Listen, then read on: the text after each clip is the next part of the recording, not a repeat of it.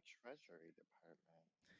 You know, in summertime, people tend to protest more. In the wintertime, it kind of dies down. And so that's probably what it could be due to. Or maybe they're preparing to do something that we don't know about and they're being prepared for civil unrest because of it. Who knows?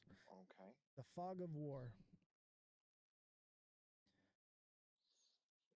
Yeah, I don't know if you had it as where are you in LA or are you more like I'm near. north? Okay. So did you see all the demonstrations that happened recently? Oh, yeah. I was actually going to go out there and report, and I decided not to because I didn't feel like getting arrested. Yeah, so I took everyone around Chicago and I was a little worried at first because I'm like, oh, what if they're protesting downtown? But Right. they weren't. There was nobody around, so it kind of was hot and then cold. I think most places were peaceful protests, and Hmm. some places turned into riots, and riots is clickbait, you know? So it got more Yes, coverage. But I think yes. overall, the majority was peaceful protests. And I think that's been the case since, 2020's protests and riots. I call them protest and riots because there was both. There was definitely both. But we also saw in LA, I think that the police were instigating a lot of it. We saw where the police were lighting their own cars on fire and Uh, they were shooting smoke or tear gas into um, peaceful crowds. But you never know. All it takes is one person to throw a water bottle, and then hmm. it's it's an unlawful assembly. And they were looking at any reason to turn it into a riot. And that's why it's very I don't know. important. There was some people out there busting up uh, curbs. Oh yeah, they were breaking them up to have rocks to throw at the cops. There was definitely Right? some riots happening. But like if you look back in history, like Dr. King did it right. They locked arms and they marched peacefully and they didn't give in to it. They didn't. They did it the right way. But I think nowadays what they've realized is like the deep state, those in control and are manipulating everything that's going on. I think that they're paying people or placing agents um, to cause disruption so that they can deem it an unlawful assembly and point the finger at the people and see, look at you're the bad ones. What do you think? Yeah, that could be. I will say that a lot of the protests, they seem very organized. Like in some places, they all have the same color tent. They're all, it's a bunch of college kids, but th- I don't know. It just seems like somebody else is pulling the strings. I will say this. I think that the left is more organized. But at the same time, I think that the deep state is more organized and they know what to do. Like, remember in 2020 when people were protesting and there would just be like a random pallet of bricks just sitting right there and they'd find like random cans of gas just left out and like fireworks and stuff that were just Yes. being left there. It was Tina Forte who was pointing that out on video.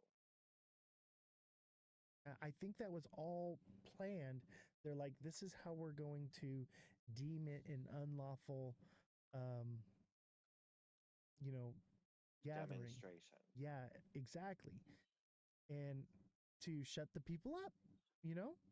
I mean, it's a great concept. It worked. Why wouldn't the FBI or the CIA or whatever do something like that? And also think about this. Um, I think that when the left goes out and protests, there are right wing people that dress up like Antifa and get things Uh-huh. going.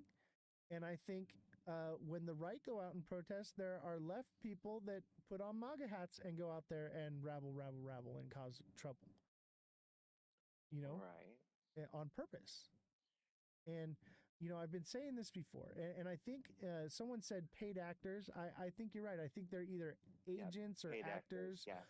um, different people that are working for certain interests, and they go out there and their job is to stir up trouble, you know? And it's that's the problem. It's a way of shutting the people up, you know? If we can't protest, then if we have the right to peaceably assemble, but they can deem it unpeaceful, they can shut it down. They can silence the people. Oh, instantly. And Oh, that's the totally. problem. And this is something I've said before on here. I don't know if you've heard me say it or not, but like when the people are fed up with the king, right? They grab their Hmm. torches and they grab their pitchforks and they march on the castle. And as soon as they get to the castle, they yell, rabble, rabble, rabble. The king comes out uh, and says, people, the people with the torches are trying to take away your pitchforks. And then the people fight each other. And that's what we're seeing. And it's bifurcation. It's a way to split us up. And it's actually in the Communist Manifesto or the Communist Playbook is one way to control the people is to introduce identity politics. Right. Something And that people, divide. yeah, divide and conquer. So like things that we would normally not argue about, they put them out there and make them a big deal so that we start Hmm. fighting about that instead of what really matters. And I think the Correct. majority of people don't really care, but there are those, fringe minority that get in the crowd and screw it up for everybody. Well, I agree. It's a problem. It's a big problem. It's a big problem. But you know what? It doesn't help when you have politicians out there fanning the flames either. Oh, of course. I think the politician they're doing it on purpose. They're fanning the flames on purpose against both sides. You know, Right. because it's a war. It's civil war. It's just different. There's no Mason Dixon line. You know what I mean? But No, it's there's base not. it's basically civil war. I mean, look at California. The governor of California and Trump are basically fighting against each other, and California is threatening to not pay for federal aid because Uh-huh. California pays like 80% of the federal subsidization for the rest of the country, right? And then so Trump is saying, well, then we're not going to give you protection under the federal government, so we're going to build the Golden Dome, and you're not going to be covered. And it's like that's how civil war starts. Revolution says Yeah, we are a isn't that donor state. dome like 11,000 trillion dollars or something like that? Yeah, California pays the majority of all the revenue that the federal government gives out to the rest of the country. The federal government needs California, but you know you're not going to see civil war fought What is it? like. Oh, go ahead. What is it? It's California, Texas, and Alaska that are the top three in the U.S. I don't think maybe Alaska because the for like oil. GDP. I think Hmm. it's. I know it probably California and Texas. I'm not quite sure. Um, Jesse, can you fact check that for us? What are the top states that contribute? Yeah. But I'll tell you, most of the states, Florida is what Big Baller says. Yeah, what are the Oh, top could be four? Florida too. Yeah, But California produces most of the food for the entire country. All these farms back east, they grow Right. feed for the cattle. They don't actually grow the food that we eat. They grow the feed, the corn that we make. Correct. We make sugar from it, high fructose corn syrup, and they grow corn to feed the cattle. So Revolution says Yep. California, And part Texas, of and New the York, corn in California, Texas, and New York. and Okay. and Florida. Those are the top four. Those are the top four. Yeah, but Okay. I believe California is the biggest. California pays the most. I believe it's like 80% comes from California. California is like the largest economy, is like, what is it, the fourth largest economy in the world? That's crazy. Like California produces more revenue than most countries. So like the US needs It's got to be California. between California and Texas. If I remember correctly, I think Texas edges out California by just a small margin. Jesse, can you fact check that?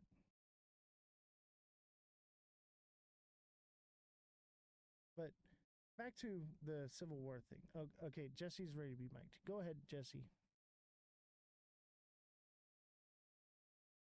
As far as GDP goes, California is at 4.1 trillion. Texas follows with 2.7 trillion. New York 2.3. So we have a pretty good lead on everybody else. It's like double what everybody else. So, uh, Texas and New York together do what Cali does. That's crazy. Thank you, Jesse. So that's massive. But here's the thing: is the Civil War isn't going to look like um, what we've seen in the past, but it is happening. What we're seeing is think about this: a district judge in California had the power to shut Trump down. The commander in chief of the armed forces had the power to shut down the president temporarily. So that's one person in 177 judges, I believe. So that's a 1 in 177 chance that there can be somebody that just doesn't align with Trump and they can throw a wrench in the gears, right? So let's just say, okay, that there's an actual problem, like obviously what was going on in California was a problem. Did California and the federal government go about it the right way? I don't think so. But what happened, right? And so if there is one judge that can cause a problem and shut down the federal government's authority, even if it's just temporarily, okay, that causes a big problem because you have to understand that if you go to, let's say there's a National Guardsman, right?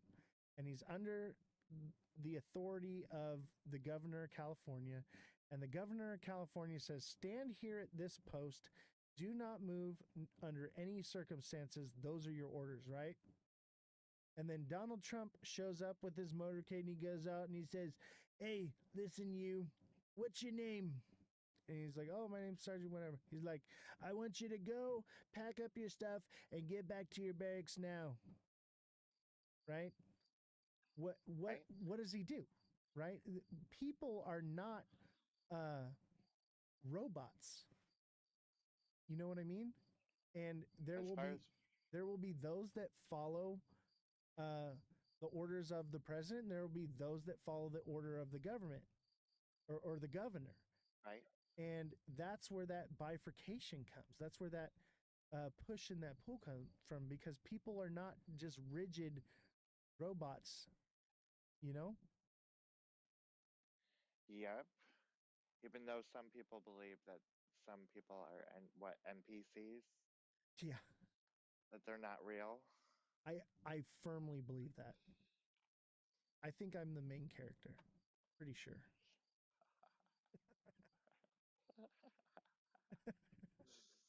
Getting back into the rabbit hole. Yeah, I'm convinced that we live in a simulation. 100% convinced. Because there's been too many times in my life where things just shouldn't have happened a certain way, but it just did. You know what I mean? Like, for instance, Right?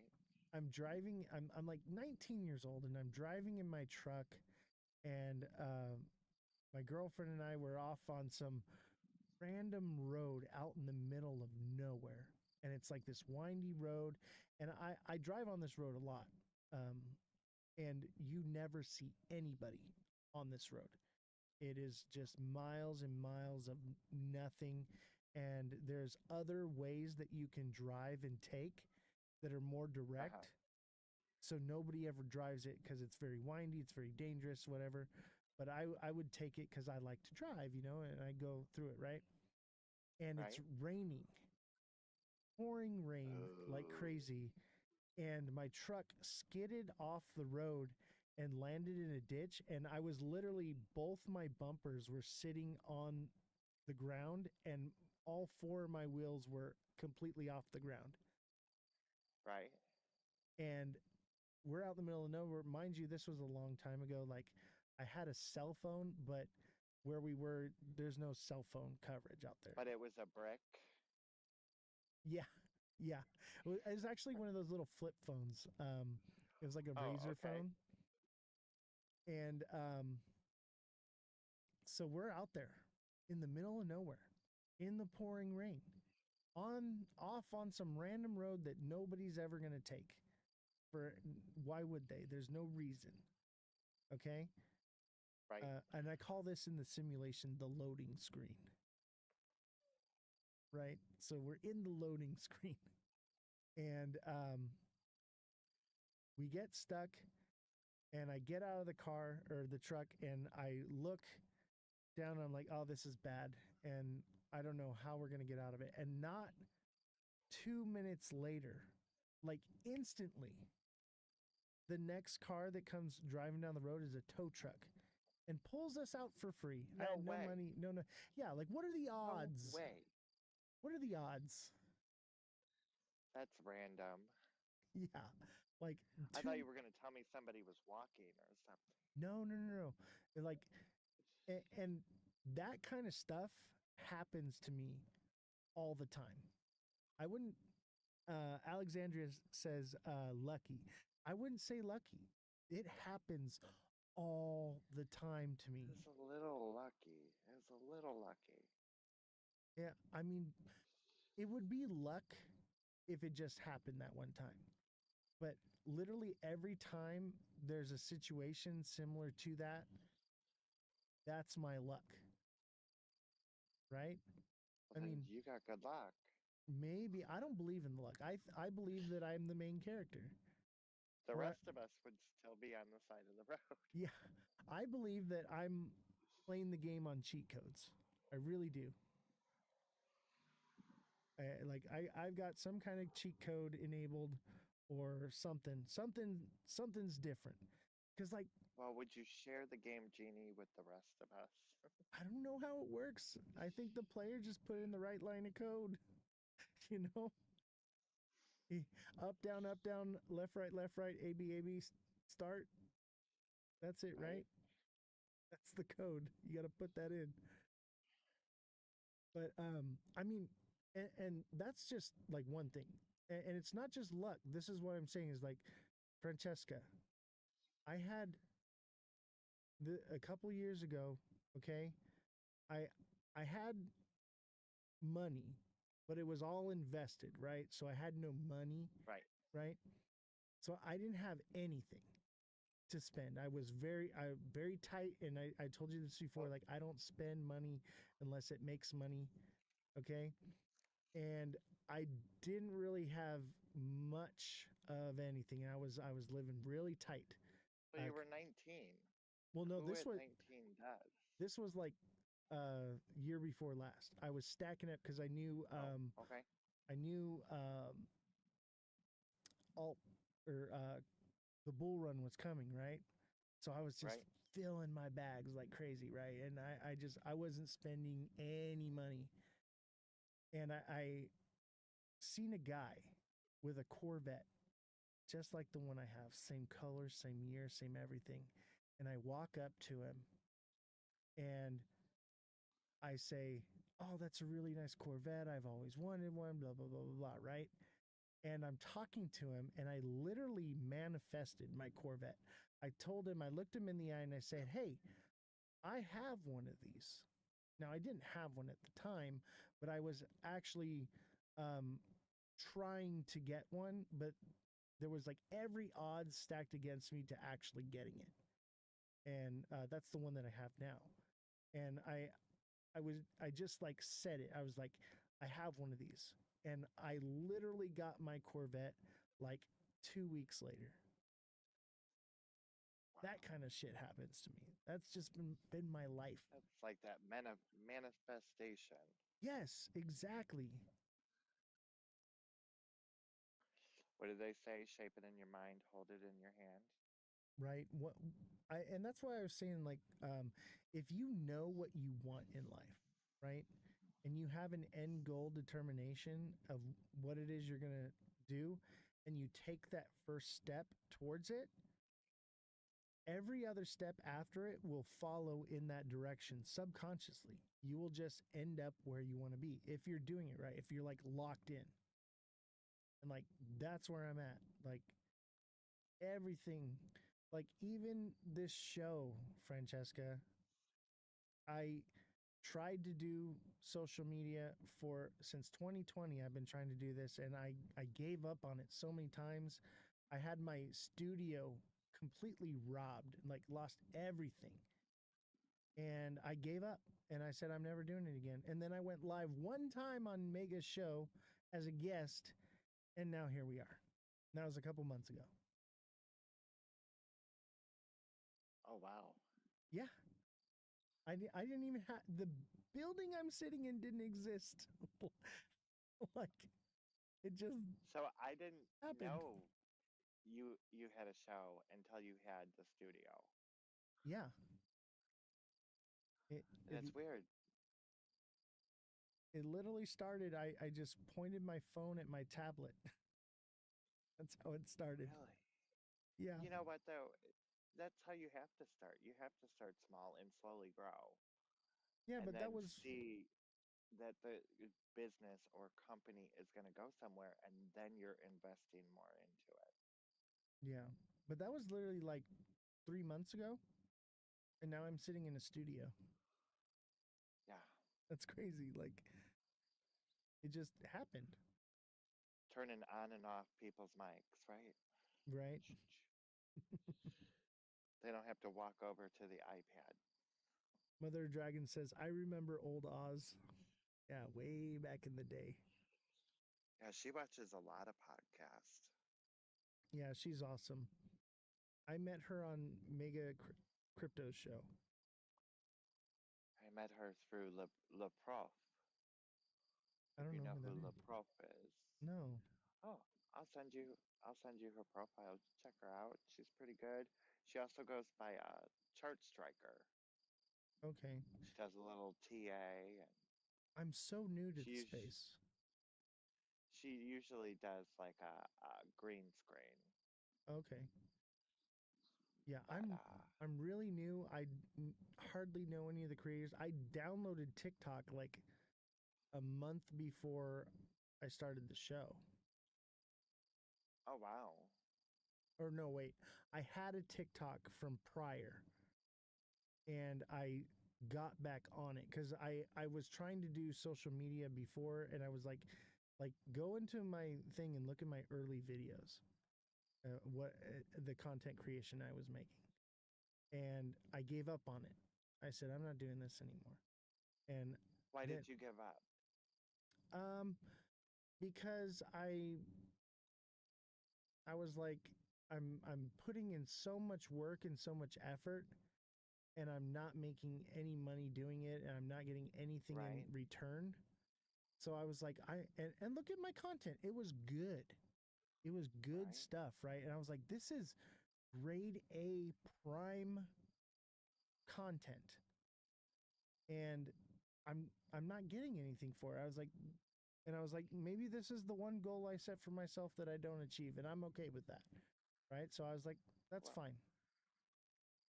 well, And and making content, like, you got to be so original yeah, because there's so many XRP videos. There's so many people doing the news. There's so many people doing charts.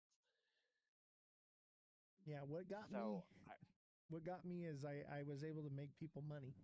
I kept being right every day. well, there you go. And then so So, what I did was I hooked people in with um,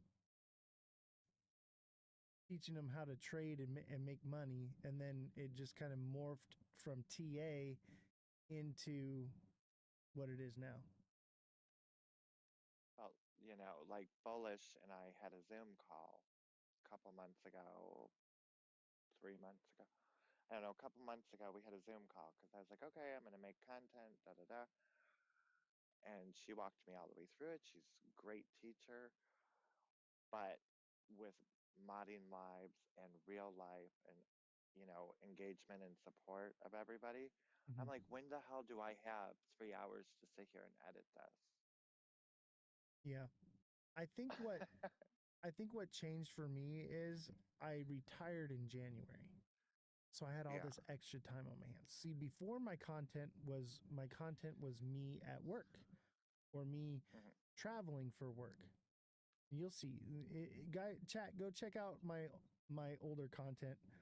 By the way, don't forget to hit that like button, subscribe to the channel, share the show with your friends. Hashtag FYP, hashtag go viral, all that.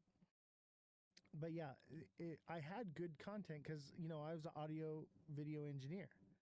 So I was at all the biggest shows, recording and doing good content, you know. And on top Right. of that, I'm staying at like the nicest hotels and resorts and stuff. And so like I'm recording that, and it was good content. People watch that kind of stuff. It just never got any traction. And I was like, I'm like, why am I wasting my time with this? It's whatever, you know.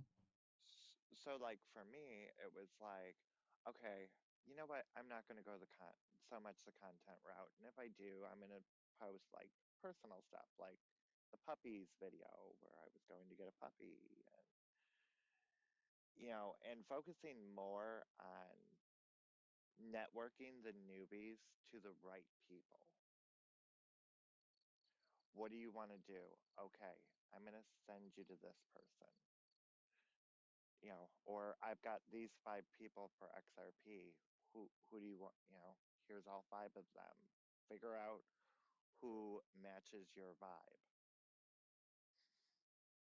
Yeah, I don't know. And Go ahead. it's been good because I'm still able to be in all the lives. I'm still able to, meet other people. I believe Webb sent me 2 people this week. And it's like, hey, like, let me figure out your content, and then, yeah, I'll pump you out, but it's just become more of a networking thing for me versus making content. Yeah, for sure. I noticed once I started not being selfish about my content and I was more about uplifting other creators that Right. I started to take off more. And I was like, this is the way it should be. It's like as creators, we should be trying to help each other and not try to draw people away from other creators to ours because it's a whole community here. Everybody here So, in the live watches everybody else's live. right. And, like, I make some comments on my lives. Like, I worry about when we start talking about money and then we say not financial advice, but then we give financial advice. Yeah. because a newbie is not going to go research that project. They're going to say, "Oh, you said XTX? Okay, I'm going to go buy that." Right. And that's why So, I created this show. The idea was to, um, you know, bring fact checking into the space because I saw a need right? that needed to be filled. Yeah, I think it's awesome that you have a team. I was kind of blown away when you wrote me and you were like, "I got a whole team. Flyers done." I'm like, "Holy, that was like what? Half an hour, 20 minutes?" Right. I'd say we're like the Joe Rogan show of the crypto space on TikTok. I think it's Obviously, going to do very well. yeah, we're not that big yet, but I see, I like I said, I always see the end goal and the vision, and then it manifests itself. So that's why, I'll tell you what, I was gonna be the guy with the phone pointed at the little tablet, Uh-huh. and what made me change and just dive right into it was, um, I think it was like early January or somewhere, and someone comes in, and we were about to dip hard, and I knew it was coming, and I was trying to warn people, and someone came into the chat and was like, just looking at this guy's monitor, I'm going to take out a huge long. And hopefully he didn't do that, but it made me realize, I was like, I have to step this up and be professional if I'm going to be Right? able to help people. And so that's You when know, I and said, we're going to, and I restructured everything and created everything you see today. and that's why I like the Wolf Pack. They teach stuff in there that they don't on TikTok. Uh, Bullish does her trading early in the morning. I usually miss it, but they teach people how to actually leverage trade, and they have a great live where newbies or team members, whoever, are able to come up and actually talk to them and ask them questions, which I just thought was amazing. That's why I have their link in my bio, and I try to support them as much as I can. Yeah, explain more to me what the wolf pack thing is and who does all that, because I'm actually very interested. I've seen it. I know it's like a subscription, but I don't really know too much about it. Tell me about it. So it's Maddie P, Cosmic Crypto, Bullish Babe, and I want to say his name's Dave Russo. He's the big pie guy. They're the core four. I know they have Fresh in there. And I want to say Forest Unfilters does some stuff with them, but I know he's got you the might want wolf to fact logo. check me. Well, Oh, he does? he's got the Then wolf yeah, logo. he's doing stuff, or he's a member, or both. Uh, Matty P does a lot of like the leverage trading, where they'll find a coin and they'll leverage it. And I haven't actually been in that live, so I can't speak all the way on it. But I know they're doing well. I see the messages in the community board, and seems like he's really helping people to understand how to leverage trade. All right. What else is Cosmic going on has there? his Cosmic and Bullish and Dave, they all have their own lives. Bullish is doing more like TA in the morning, teaching people how to read the charts and how to invest, um, how to invest better based on the chart. Okay, so it's basically like an education tool. Right. It's basically them educating people, and then they have a community live. Okay, so like, what happens if I sign up? Like, what resources do I have Well, access to? if you sign up, I think the promo code live25 all caps is still valid. It'll give you 25% off.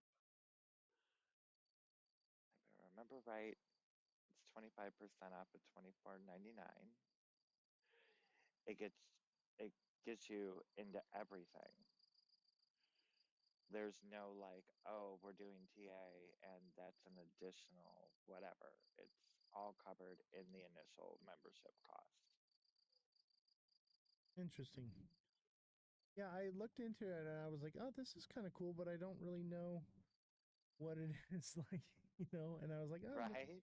but I'll tell you this, everyone that has a wolf on their name are just the nicest people ever and like the Right. coolest community ever. And I'm like, okay, this is cool. Like, um, and that's why I reached out to you because I saw the wolf on your name. I was like, oh, I got to get this person on. They know something. Right? Well, yeah. We actually all put the wolf on our name because Maddie's like, if you're in the wolf pack, put the wolf at the end of your name so people know you're in the wolf pack. Yeah, it makes sense. Good branding. I'll tell you that because that's how I But found you. then I at the beginning, he made a really cool video, and I said, "Will you send that to me? Because I want to almost like affiliate, but I want to help you guys grow. So let me get that video so I can post it so I can get it to more people." That's awesome. So he actually created like an affiliate one for everybody. So, That's and I pretty cool. haven't seen Maddie in a long time. I used to mod for him, and he got banned from TikTok, and then he was back, and then he's not back. So I think I'm gonna have to jump into the wolf pack and find him when he's live and find out what's going on. Yeah, if you have connection to any of them, let them know. Reach out to me, send me a DM. I'm looking for people to come on the show and love to talk about it more. And I think, I if people have good information, like, because I offer all those things as well, but I tell people, right, like, you should be absorbing as much information as possible. Like, I'm not always going to be right. You're not always going to be right. It's good to access every point of resource we can. I'm not going to not say, oh, don't sign up there, sign up with me. Like, if somebody is offering something that's good, everyone's going to be different. Everyone's going to have their own flair, right. and so there's no reason to gatekeep anything. It Oh, I, absolutely I not. I don't see it that way. People will choose where they want to go, and usually what works best for them is what they'll stick with. And I think that's because the whole main goal here is to help people. So if they can find Yeah, what works best for them, that's what they should stick with. yeah. It's why I tell people. Oh, what do you want to do? Like, what's your goals? Right. Okay, I think this person is the best person for you. Big Baller says, bro, don't sell yourself short. You have been right down to the penny. Excuse me. I Oh, know, right? Jesus. Speaking of which, But we're coming to the end here and I got to do a little bit of TA. But is oh there my any God, final thoughts? I didn't even notice what time it was. I know the time flew by. We had so much fun. You'll come back. It was kind of nice. We talked about crypto, but we talked about other stuff. It was very nice. Thank you for having me. Of course. Everyone give Francesca a follow. Send in the likes for Francesca right now. She's an amazing person in the space as a creator, as an individual, as a crypto entrepreneur. Uh, just an incredible human being altogether. And I Thank consider you. her my friend. So thank you for coming on. We I need to appreciate it. DM more. Yeah, I know. I'm so busy. I am so I busy. know. And, you're like, reach out to me. And I had to like dig for you this morning. I'm like, where the hell is he? I know. Because, you keep sharing and all that other stuff, and people fall. But you know what? I pinned you to the top, so you shouldn't Oh, perfect. move. Oh, you can do that? Oh, thank you. Yeah. That's going to help me I out. pin, like, the people I talk to the most, I pin them so I don't have to drag all the way to the bottom. Got you. Yeah, you're the one Yeah. that got me signed up with Eve, my agent. She's incredible, and I looked through a lot of different They were people. here tonight. Yeah, I know. Crypto TV with Trey's just popped in right now. Actually, what's up? Oh, did he? What's up, Hey, Trey? Trey. Would you miss everything? But I'll tell you what, you didn't miss anything because everything is recorded and uploaded to YouTube. So if you ever miss a live or you want to see the show, you can just find me at Ozthecryptogoat, all lowercases, no spaces, on YouTube, Twitch, and TikTok. All right, Francesca, thank you for coming on. I'm going to do a little bit of TA because I'm sure everyone Thanks, is Oz. dying to know where the market is going. I'll see you next time. We'll Have do a this great again. rest of your night. All right, good night. All right, everybody. Y'all ready for a little TA? Oh, 220 is coming. Let me show you what our options are here with XRP. This is what I'm seeing. All right. I think we do a golden arch right here. Let me refresh it. And this would be over the next 3 days or so. I think this is what we get. All right. Down to $2 again.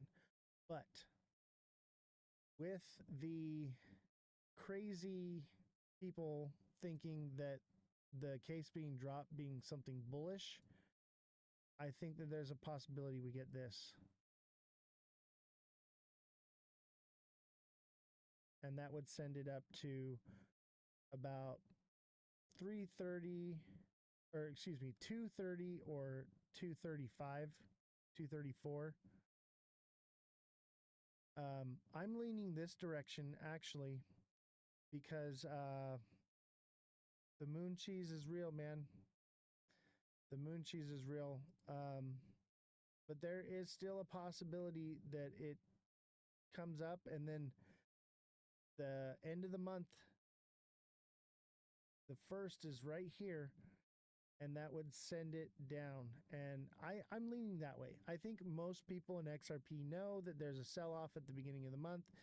They jump out and then they get back in down at the bottom. So I think because of the case settlement thing, even though it's nonsense hopium, I think that keeps it from dropping past 190 and it hits like $2. Maybe it hits 190 and it goes further if some bad narrative comes out. We'll have to see. We'll have to see. But I definitely see that more than likely it's going to hit $2 again. So either way, if it does that, that doesn't mean that it doesn't come back up and hit like 212, 215, and then come back down. It's still within structure. And I'll tell you this, what I've noticed, like, look at this, like, head and shoulders here. It's like, it seems like the first shoulder on this side is always sharp, and then it's like long and drawn out on this side, and it slowly works its way down.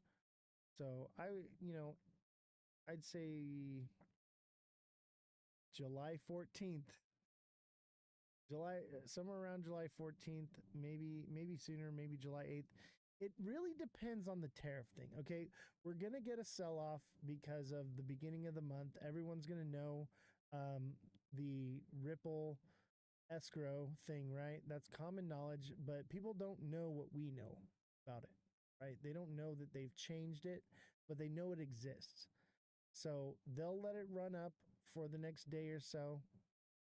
It'll probably hit some reason. Maybe it goes a little bit further. Maybe it goes to 225. But more than likely, it just stops at like 220, 222. I'm thinking more like 222. It would wick and it'll hit that resistance. And then a couple days will go by and it'll be the first, which will send it back down to $2. And then 4th of July, possibly people sell off for vacation, bringing it down to 190. Probably bounce up a little bit again and maybe bounce down from 197 to like 180. And that could be the bottom. Okay. But if tariffs, so that would be lined up with the tariff date. That would be Wednesday the 9th. We could potentially see 180, 190. And I think people will speculate that the tariffs are going to come into play. And if the tariffs go away, it shoots up and it breaks. And so this descending channel is a bullish trend, right? And that also lines up with the moon cycle. Okay, so a full moon on the 10th. So that could indicate that we could possibly get a tariff deal or some moon cheese deal that sends it bullish, and that would send it back up to 247. All right, so there is a potential that you're going to catch from 180 to 247 if that plays out. And it could potentially, if the tariffs do come and retaliatory tariffs, then I'm seeing the 160 price. All right. So the news is in the driver's seat. Okay. The charts are in the front seat navigating, right? But the one that's really driving the car is the news. And you and me, we're the kids in the back seat screaming and throwing french fries around. All right. So we'll have to wait and see. Hopium could send it up further, and then who knows? But I'll tell you what, we're smart, we're educated. We know that the end of the month is coming. We know that retaliatory tariffs are coming. And let me tell you this, big money investors that are the ones actually making the moves that are changing the price know these things as well. So I lean towards the downside right now. I think we pump shortly. They'll let it pump. And I bet you they do some kind of bull trap where this thing pumps up a little bit and then it comes down like this. Something like that. Like we've seen in the past. I'm leaning that direction. A nice confirmation of, oh, we're going to the moon, and then Big Baller says get back in at 4th of July. That's what I'm thinking. Something like that. I'm thinking after, though, because you know what? We'll go a little bit over because I want to cover this. Okay, this is important news. Trump cuts off U.S. trade talks with Canada, shattering optimism over tariff deals. Okay. This is from Reuters. U.S. President Donald Trump abruptly cut off trade talks with Canada on Friday over its tax targeting U.S. technology firms, saying that it was a blatant attack and that he would set a new tariff rate on Canada goods within the next week. Okay? So I'm leaning towards the bad narrative here. Maybe they come up with something, but these countries are going to try to string this along as much as possible. It's going to take, in my opinion, Donald Trump wants to bring manufacturing back to the U.S. And it's going to take more push from Donald Trump to get that to happen. So I'm leaning towards the bad case scenario. It just is logical. These countries are not going to actually make a deal until he puts that push out there first, because they've seen what he did with China. He had to do that with China. He doesn't have to do that with any other country. China kind of has leverage on us because they have the rare earth minerals that we need, and they're the only place we can get them from right now. So that is an issue. And I think that it's going to take that push. And what'll happen is it'll push, and then like a few days later, a few weeks later, it'll come back down. It'll be a pause. It'll be whatever it is, everything we've seen before. And then we don't need to cover that one. And then there's this. Trump shrugs off July tariff deadline. We can do whatever we want. President Donald Trump said he may not stick to an upcoming deadline when major U.S. tariffs are set to snap back into effect on a slew of countries. No, Trump said. The White House, when asked if that early July deadline is set in stone, and he said, we can do whatever we want. President Trump said Friday he may not stick to the deadline in early July when massive U.S. tariffs are set to snap back into effect a slew of countries. We can do whatever we want, Trump said. The White House, when asked, we could extend it. We could make it shorter.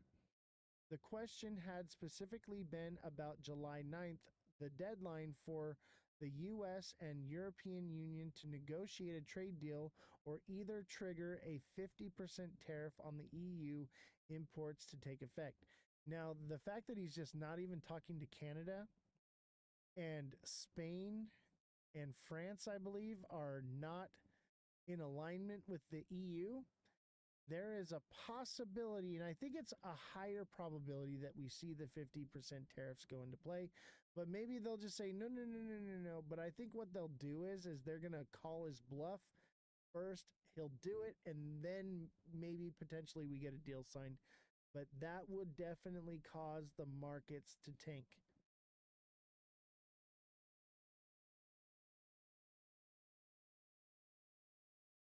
So keep that in mind.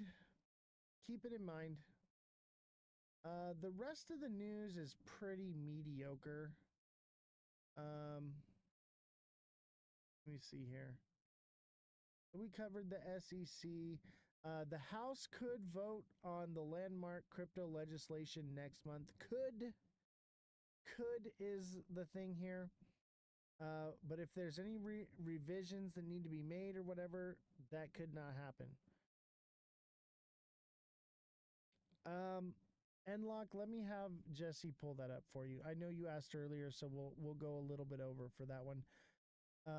What was the specific question, Enlock? Actually, why don't you come up as a guest real quick? Let's talk about it. We can go over a little bit. Let me see if I can find you. I'm going to send you an invite right now. Jesse, can you look into this and be ready? Got it. How's it going? How's it going? So it's doing all right. Explain to Jessie what it is she needs to fact check and look up for you. Here's so the thing: is done a little bit. Before you get started, let me ahead. tell you this. Okay, she's not going to look up a specific article or whatever that fits your narrative. She's going to fact check this, okay, and find out what the truth is. So, Jesse, if you're ready, she may, who knows, she may have stepped out to get a drink or use the bathroom. So I don't know if she's listening because she's on the other side of the wall. Jesse, are you there? She may have left already because it's after 9 o'clock. Because the show technically ends at 9. And I do apologize. We just kind of ran over. Jesse, are you here? Let me text her and see if she left already. Not a problem. And I could be, misinterpreting what I'm reading. But I had seen a couple people talk about it in some videos, and so I, dove into it a little bit just to see if there was any facts or any truth to what was being said about the injunction necessarily being for Ripple could not sell to institutions directly. And so I said, oh, well, how can they sell to institutions if not directly? And it said they can either one of two ways. They can either register XRP as a security, which obviously they don't want to do, and then register those sales with the SEC to institutions. And then it said, or there's an exemption in the SEC rule book 506B and 506C that says Ripple can, without registering as a security, can sell. I mean, Hold on a I'm second. Let me saying stop you Ripple for a second. XRP, but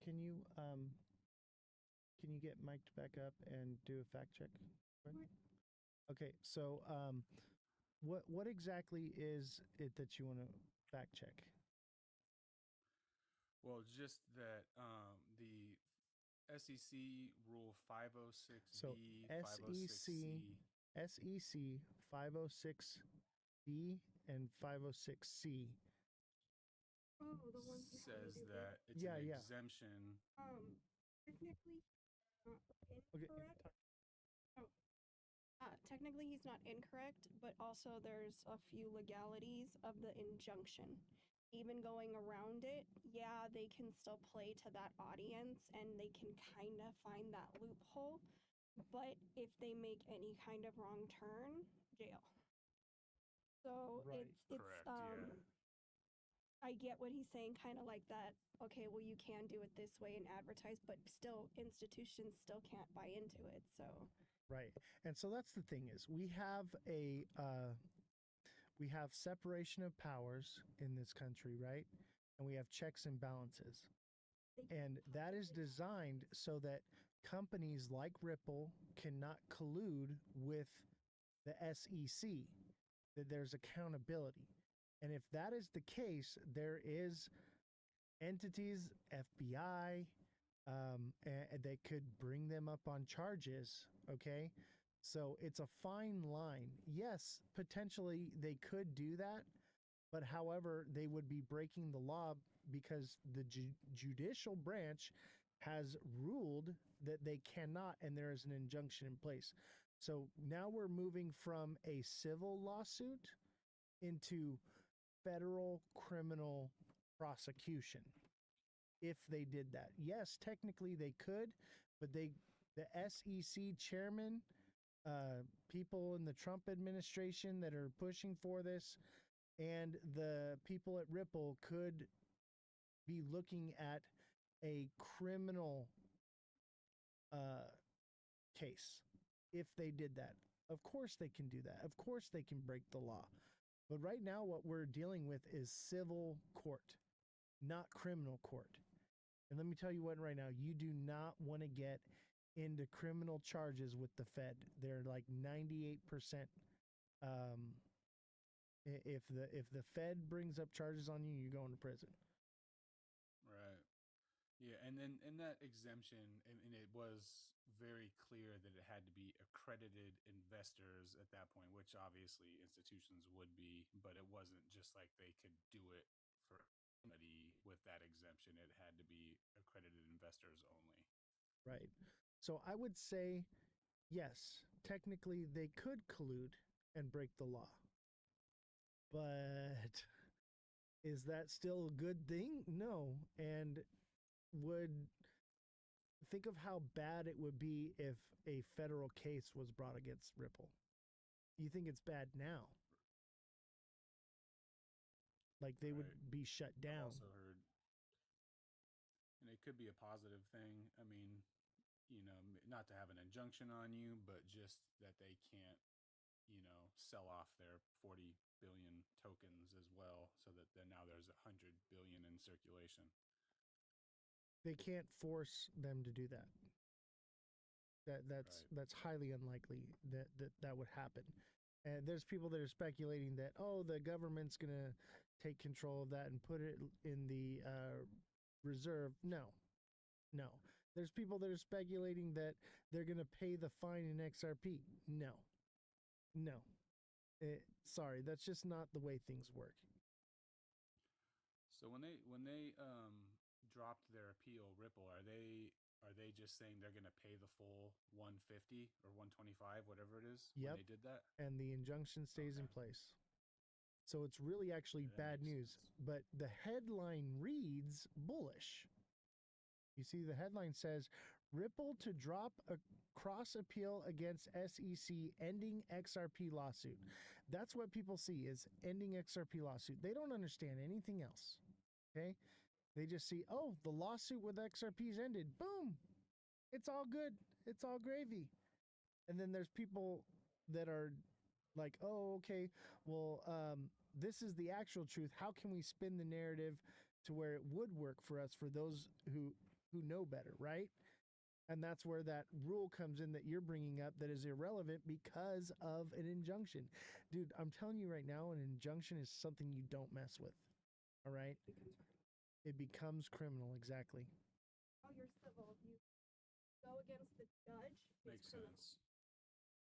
I guess it'll just be just bullish in the terms that the case is will be officially over. I mean, I don't know how long it takes. It's a moon. SEC. Here, let me spell it out for you. It's a moon cheese pump, right? You've seen the show. You get the moon cheese phrase, right? Yeah. Okay. It's a moon cheese pump, right? And what it'll do, we're coming to the end of the month. Ripple has everything to gain by keeping the price up, right? So if people think that it's over and they're cooked and it's not happening, it's not good for them, what do? It's all sparked from a tweet from Brad Garlinghouse where it says Ripple is dropping our case appeal and the SEC is expected to drop their appeal. They previously said we're closing the chapter once and for all and focusing on what is important, building the Internet of Value lock-in. Okay? That's worded in a specific way that this is how I foresee it, is they release this information right before the end of the month, things pump up, and then Ripple gets to dump their XRP at a higher price, right? Conveniently timed. And then a month goes by, it runs down or it runs sideways, who knows, or whatever. And then right before the end of the month or some maybe right before or after tariffs, what happens? Boom. SEC comes out and says, we've dropped our appeal as well. Well, no duh, because there is no appeal. There is no case. There is no nothing. And then everybody FOMOs on that. Oh, they both sides dropped it. It's over. It's done. And then everybody thinks it's over and they think there's no injunction. Because most people, a lot of people, don't even know that there is an injunction or what that even means. Right. They just think, oh, the case is dropped. Institutions are going to buy it. And even ETFs, bro. Yeah, the ETF could get approved by the SEC, but can institutions buy it through the ETF? Nope. And if they do, criminal case, back in court. So, and I would imagine that ETFs do not get approved so long as that injunction is in place. Right. And so let me ask your opinion. Here's the thing is, the SEC can approve the ETF and not enforce the law, but then that could look like collusion. You know what I mean? Like, it's a fine line. You're inviting the FBI in. You know what I mean? Yeah. So staying on the XRP topic, and I know you're trying to get out of here. Well, we can go over. I've been going over lately. Why do you think SBI Bank in Japan holds it's like 9% of the total supply? Why do you think they have so much? Moon cheese. And also, this is a world economy. Okay?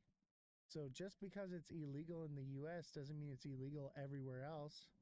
That's just here. But here is a massive portion of, the supply of liquidity.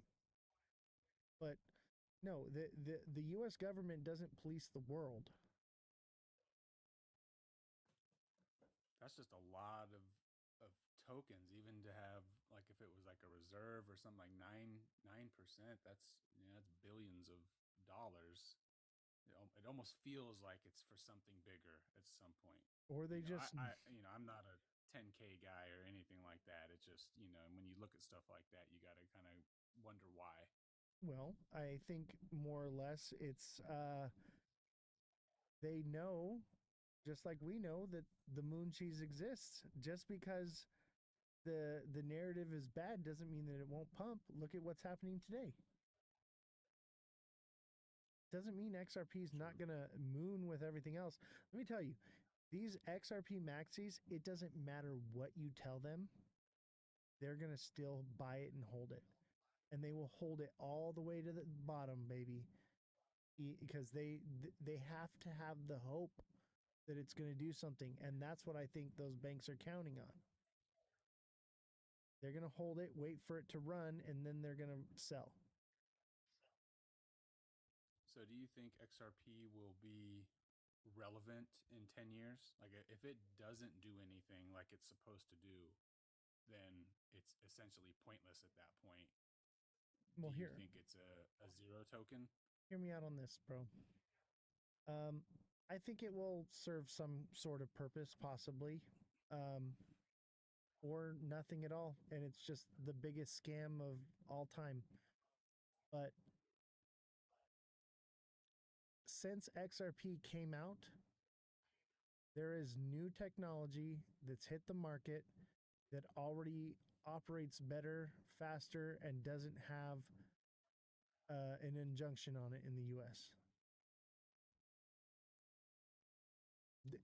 In 10 years, think of the technology that we'll have in crypto with AI. Right. 10 years, everything might be running off of HBAR, honestly. We don't know. It's all speculative. But as long as people believe in the moon cheese, it'll keep going. I mean, look at it move today. You got the most bearish news ever, and people took it as bullish because it's all retail. It's 100% retail. There's no institutions in it. But you think that retail has that much money in it? I mean, the market cap's 100 and think about it. That's so much money for. There's billionaires for the amount. Billionaires that are buying this stuff. And there's that's a lot. Though. And hundreds of millions of people with thousands of dollars in it, if not more, tens of thousands, hundreds of thousands. Like it doesn't really take that much to get it to the market cap it's at. It's all retail. It legally is all retail. Well, like you said, out of the U.S., institutions can buy it. Yeah, and there probably are on certain exchanges or whatever. And maybe it does get used for something, but is XRP going to be this end-all, be-all, one-world currency thing? No. It'll do something. Well, because people have to believe in it. They hope. Right. And you got to think too. I mean, and on a small scale, I've thought about like, Garlinghouse and Schwartz and Monica Long, all these people at Ripple, like they have huge bags of this themselves. That's their 90% of their net worth is XRP bags. So they have a little, self-bias to do as much as possible for this coin as well. Yeah. Why do you think Brad Garlinghouse comes out and says the case is over when it's not? Why do you think he comes out and says, oh, yeah, I could see it taking over 14% of Swift? It's in their best interest. I can't believe the people that come on here and they're like, oh, I love Brad Garlinghouse. I think he's for the people. No, he's not. He's about his business. He's about Ripple. That's all he cares about. He doesn't care about you. Come on.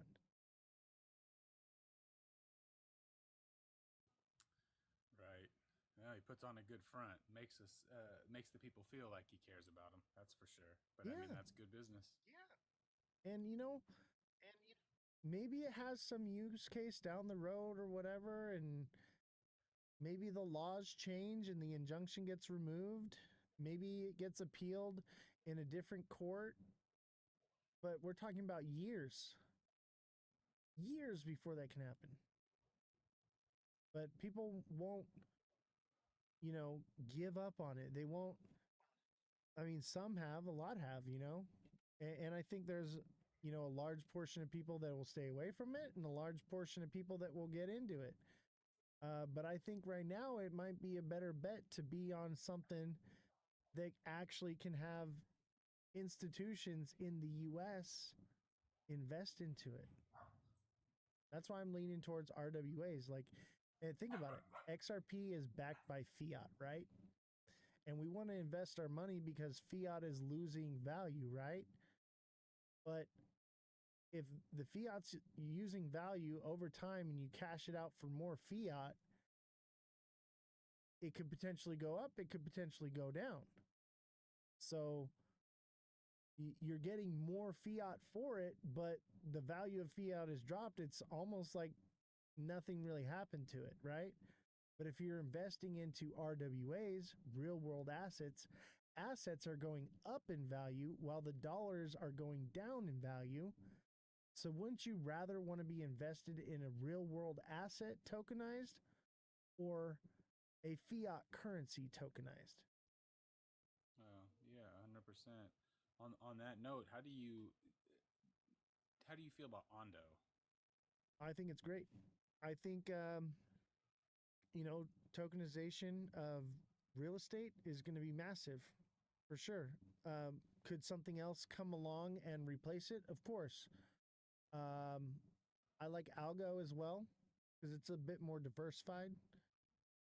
But yeah, I think those two are good, solid to look at right now for sure. But right. I have both of them. The thing with Ondo that bugs me, and like I said, I have a bag of it, is it's purely a governance token.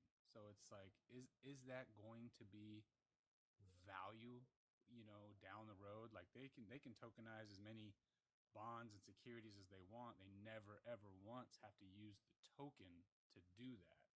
right. So it's just for the governance aspect now, and then like staking and stuff there in the future. And then I read something that said there's some clause or something that says that the governance or the coin holders can vote to like profit share, but I mean, would that ever happen? Who knows? But that's my one drawback is there's really no use case for the token itself. Right. You know what? And that is why I think NFTs are a sleeping giant. Because if you can NFT a deed to real estate and you can own not just a portion of, like, someone holds the deed, right? And then you can own a portion tokenized of the NFT. You own a portion of the NFT. You don't really own the deed, you own the NFT. If they create a platform where the deed is actually the NFT is what is, so you're actually owning a portion of the deed, that'll be huge. That'll be massive. Yeah. And I think more or less that would probably fall on the Polygon network. Yeah, it's going to be an interesting next, 5 to 10 years, seeing, which of these companies become the winners. And we all know there's going to be, there'll be plenty of winners, but just to see how it changes and who gets what, and Yeah. how much of it they get.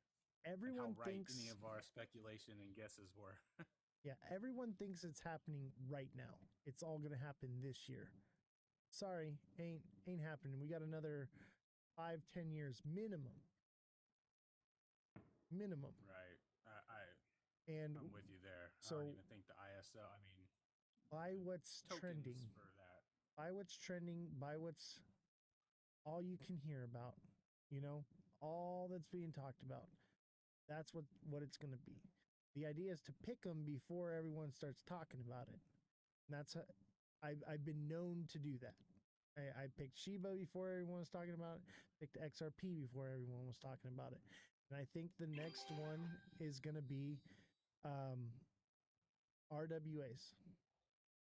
And the Right. question is which one? Oh, I started looking at SXT today because you were talking about a space and time, and it just brought up you were talking about military stuff with them, and I do have some DAG. Do you see the same sort of uh, So partnerships and stuff with Constellation DAG? Or are you familiar with it? yeah, I am. DAG is similar. However, DAG is not off-chain data verification. It's on-chain. So that's the difference, and that's why I'm so bullish on XR or on SXT, because it's off-chain. So it can't be hacked. It can't be um, manipulated. Nothing. It's the most secure thing. So the fact that you can verify data without it being on the blockchain, that's massive, because that's what they're speculating, is that quantum computers can hack the blockchain, can hack Bitcoin, hack all these different things. But if it's not on the Right. blockchain and it's not accessible, that fixes the problem. Yeah, I've been reading a lot into the quantum computer. I know they say it's years away from being able to, hack Bitcoin, but I guess they're already starting to build some security measures to help prevent that in the future too. I mean, if Bitcoin got hacked, you could probably say goodbye to the crypto market. Yeah, unless they have a technology that fixes it. And I think that's what we could potentially be looking. Obviously, it's a bit speculative. It's so new, But if that's what it is that fixes it, because that's what everybody's talking about, is the quantum computing problem and everything. And, you're saying years off before it can do that. Well, we're years off from adopting crypto. Yeah, we'll see Right. banks start doing this and that, and, real estate, seeing that crypto is an actual, asset and things like that. That doesn't mean that they're using it all. And that's another thing, is July is the ISO thing. People believe that when that happens, crypto gets adopted. And that's just not the case. ISO has nothing to do with crypto whatsoever. There are coins that are ISO compliant, but when ISO switch gets flipped, yeah, obviously the market's going to pump because people believe in the moon cheese and they believe something they saw on TikTok. But the reality of it is that ISO is just the way that bank computers communicate with each other. That's it. Right. I read an article yesterday, and maybe I misread it, but it said something like 40% of banks are already communicating on the ISO standard. It's just the November thing is everybody has to be on it. Right. So So the original date was March, right? And then a lot of banks didn't get on it in time and fell behind or whatever. So then they pushed it to July. Okay. But the actual date is November 22nd. And that right. they're using that narrative to string along this bull run to keep everything up. It's that hopium. It's that the switch is going to get flipped. Oh, wait, no, we pushed it off. Okay, the switch is going to get flipped. Oh, no, well, it's actually in November. Oh, the switch is going to get flipped. Well, it did, but it has nothing to do with crypto. Sorry. You know what I mean? And then end of the bull run. Right.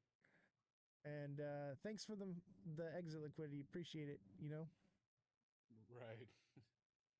I saw too that we got the Genius Act at the House now, but saw that the House is also trying to, not only, pass the Genius Act, but they also want to pass the Clarity Act at the same time and send that back to the Senate. So if they get both of them done, I mean, that, like you said, it could just be the pump and dump scenario for hopium, but it'd be nice to get at least some clarity on everything I versus just think stable coins as well. I think that the Stablecoin Act and the Clarity Act is the death of crypto as we know it and DeFi, and is the beginning of CBDCs. And the fact that the CBDC um, executive orders in place, no one will suspect it, but it's not a law. It's an executive order that only lasts for like about a year, and it has to be renewed over and over and over. Probably won't get renewed. Maybe one time it gets renewed, but probably not. And that's a way to keep the people from questioning the Stablecoin Act or Stablecoin Bill. And people are like, "Oh, this is going to be bullish. We're going to get this legislation enacted, and they'll be cheering on the demise of crypto, of everything that it was intended Right. to be." That's how you control the people, and that's how you get what you want. Is you manipulate the people to cheer for the opposite of what they want, because most people don't understand it, and the people that do really don't care because it's pumping their bags now, and they figure I'll get rich now, and then it won't matter. Yep. And then the Genius Act. I know the House wants to add um, an amendment where they give the Fed the power over the stable coins, if I'm Exactly, not mistaken, right? Or at least some power. and that's even worse. Right.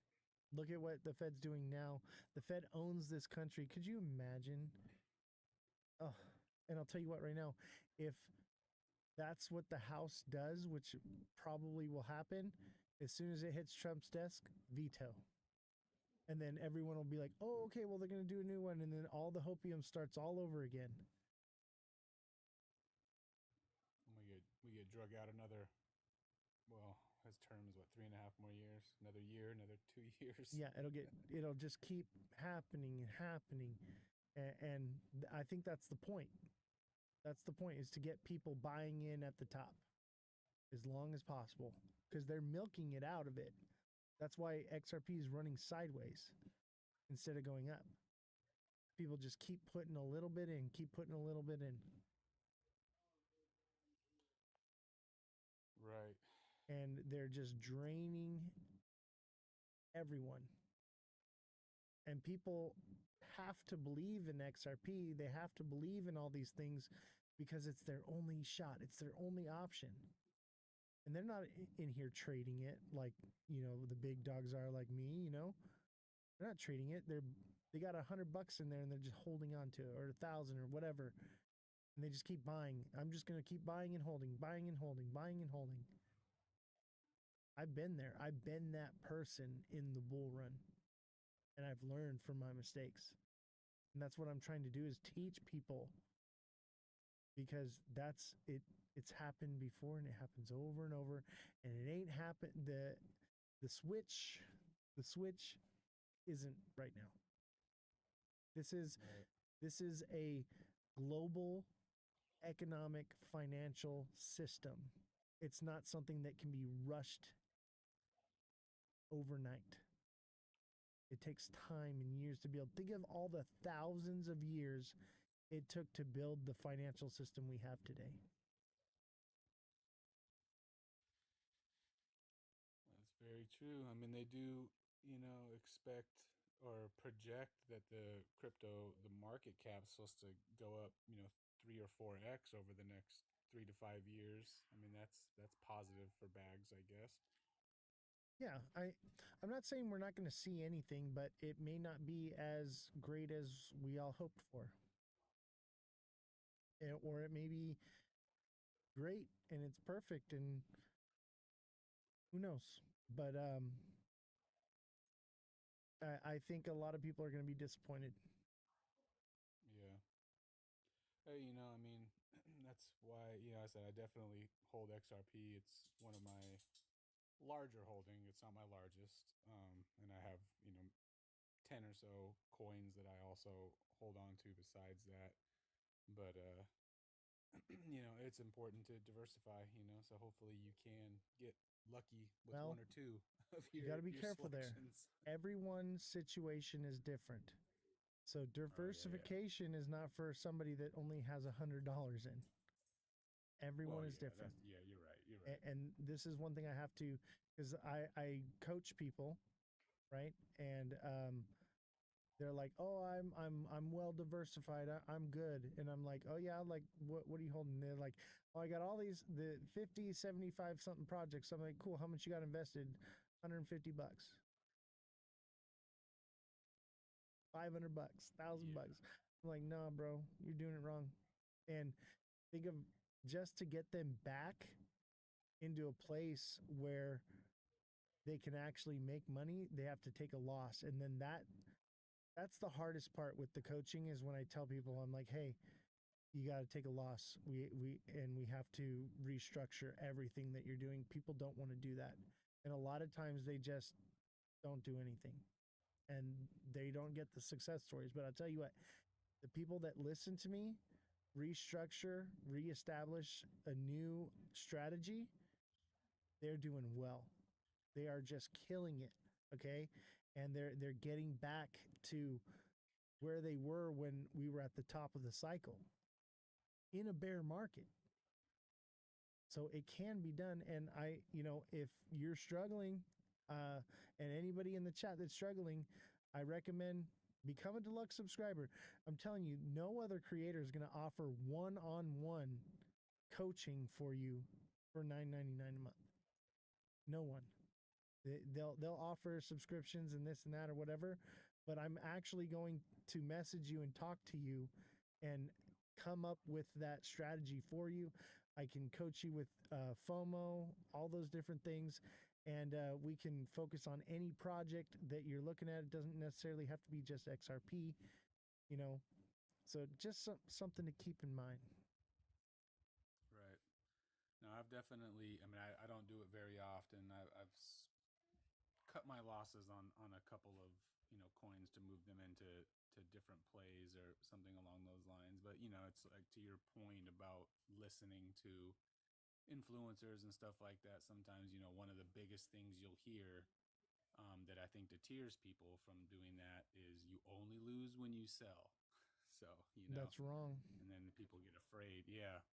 You only lose when you're doing it wrong. There's so much money to be made here, but nobody's doing it right. I did it wrong so many times. I learned my lesson, and that's don't make the same mistakes I made and be behind. You have an opportunity to get ahead of the game. That's what I'm offering. I'm offering you the opportunity to be in a better position. Yeah, and all I want to do is help people.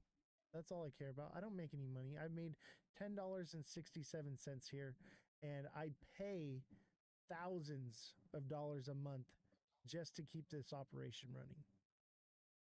Thousands.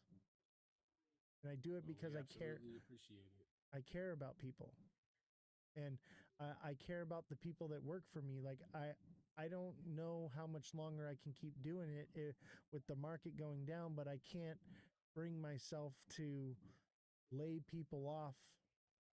So I'm like I really need something to pump so I can take out some profits here, because that's what's financing all of this.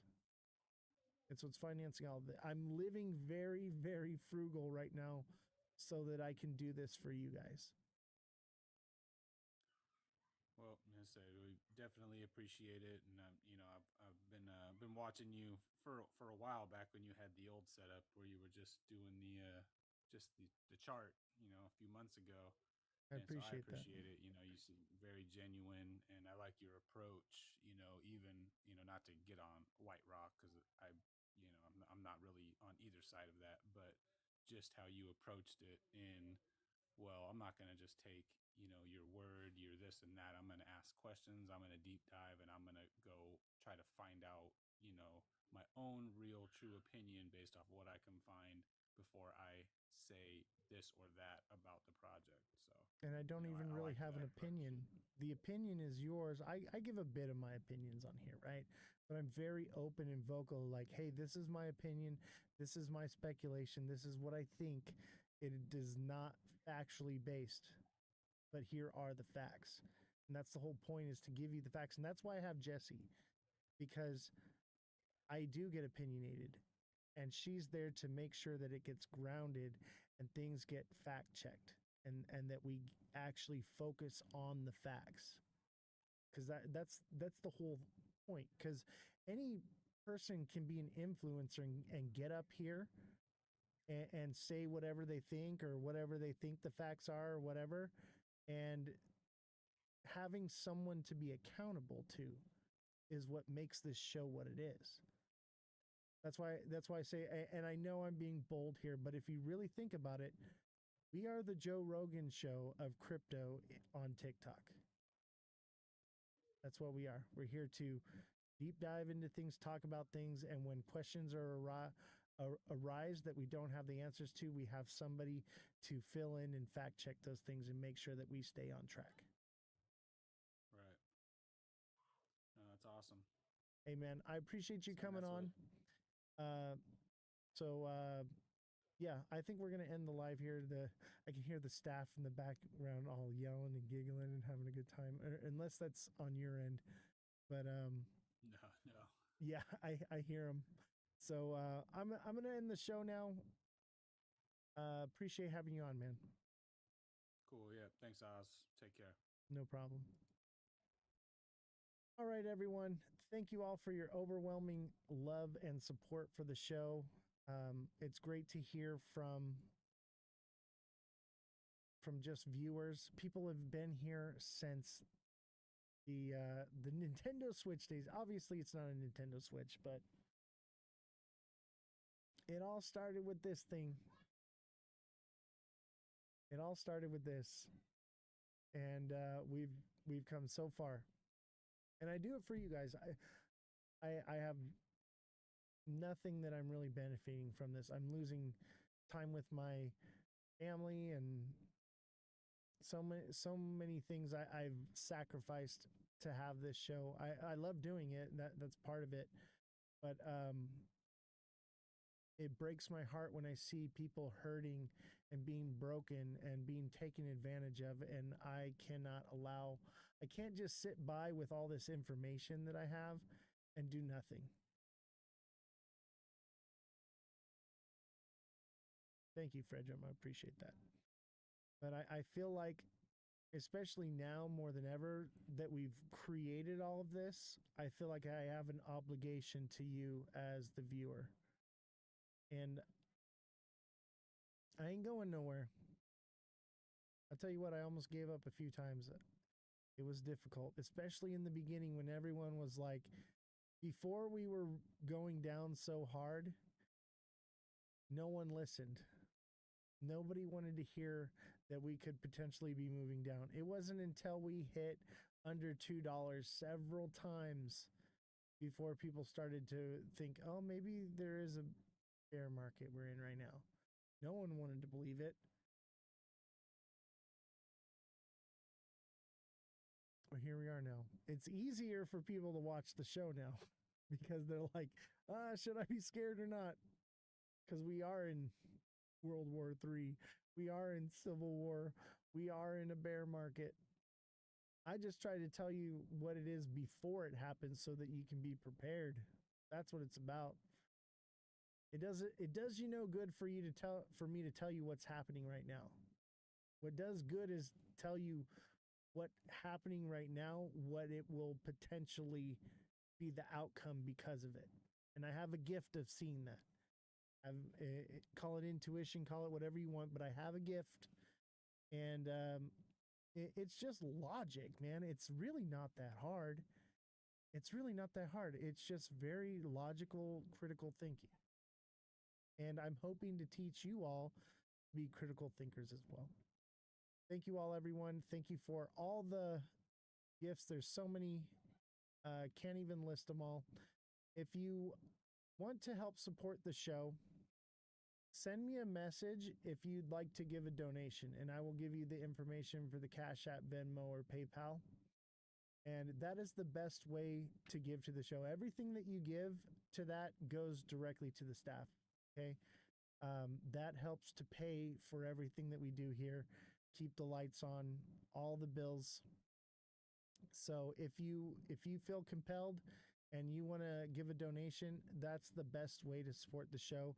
When you send the gifts, you get a nice little dopamine hit on TikTok, but you got to remember you're sending pennies. It's like begging for change on the corner. If you really want to make a donation, the best way to give is to send one directly here. So if anyone is interested in doing that, I'm not allowed to put it on TikTok. They don't want that because they get I only get 40% of the revenue that comes in on TikTok. TikTok takes 60% of it. So if you really want to support the show, that's the best way to help. We are PBS. We are supported by viewers like you. And we have to become profitable at some point. I'll tell you what right now, if we don't become profitable by the end of the bull run, this will fall because the bull run is what is financing this operation. We have to build this, and so we have to work together as a community. And if you can't give financially, all you got to do is hit the like button. All you got to do is spam the chat with emojis. All you have to do is share it with your friends, not just in the live, digitally, but tell your friends, tell your family, tell your coworkers, get them involved, get them woken up, help them understand what we're doing here. So thank you all for your support. And I ain't going nowhere. At least at least till the end of the bull run. But I set the show up the way I did, where we do the news, because if crypto becomes not the hot topic like it is right now, there's something to fall back on. We'll continue doing what we're doing, fact checking everything, and we'll keep growing. And we'll keep stacking our bags until the next bull run. And by that time, we'll be all so wealthy. It'll be incredible. And I can't wait for all the success stories. I'm thinking by the end of the next bull run, I want to book an entire cruise ship for all the people on the show who are like subscribers and have made a lot of money. Like, we're gonna do like a cruise together. How incredible would that be? And like, I'll talk. We'll do the show live on the cruise, and I'll talk on stage, and you guys will be in the audience. It'll be in real life, out on a boat in the water, like going to Hawaii or something like that. That's the vision. That's the goal that I see. I think by the next bull run, if you guys are applying what I'm teaching you, and you guys are continuing helping me to build this show, that's the future I see, not only for me in this show, but for you as well. I want to become so big that you don't even have to pay to go on that cruise. It'll be like subscribers get that as a perk. That's what I want. And I think that that's a foreseeable goal. I always set the bar really high. And let me tell you what, I always achieve my goals. Take care, everyone. So yeah, we have a candidate running for Congress coming on the show today. It's going to be phenomenal. And, we're going to talk about, where he stands with the Clarity Act and different issues and things. It's going to be a little bit more political today. But this does pertain to crypto. The current congressman in California is not pro-crypto. And it's very concerning what he wants to do. He wants to force KYC, chat. Ed Sherman wants to force KYC on all of you. That's not good. We don't want that.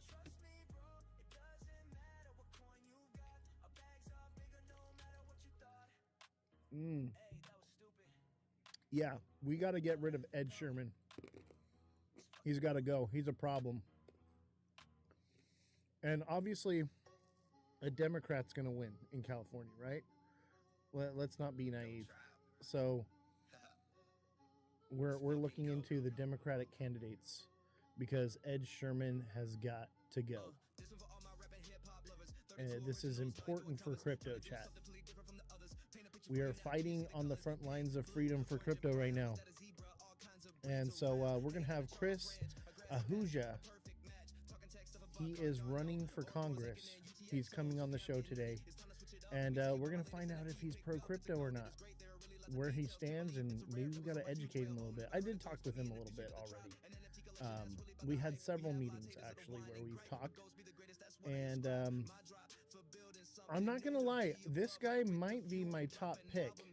We're going to find out if I have a few of the people running for Congress, and I've already had an interview with the congressman. He walked away halfway through my interview.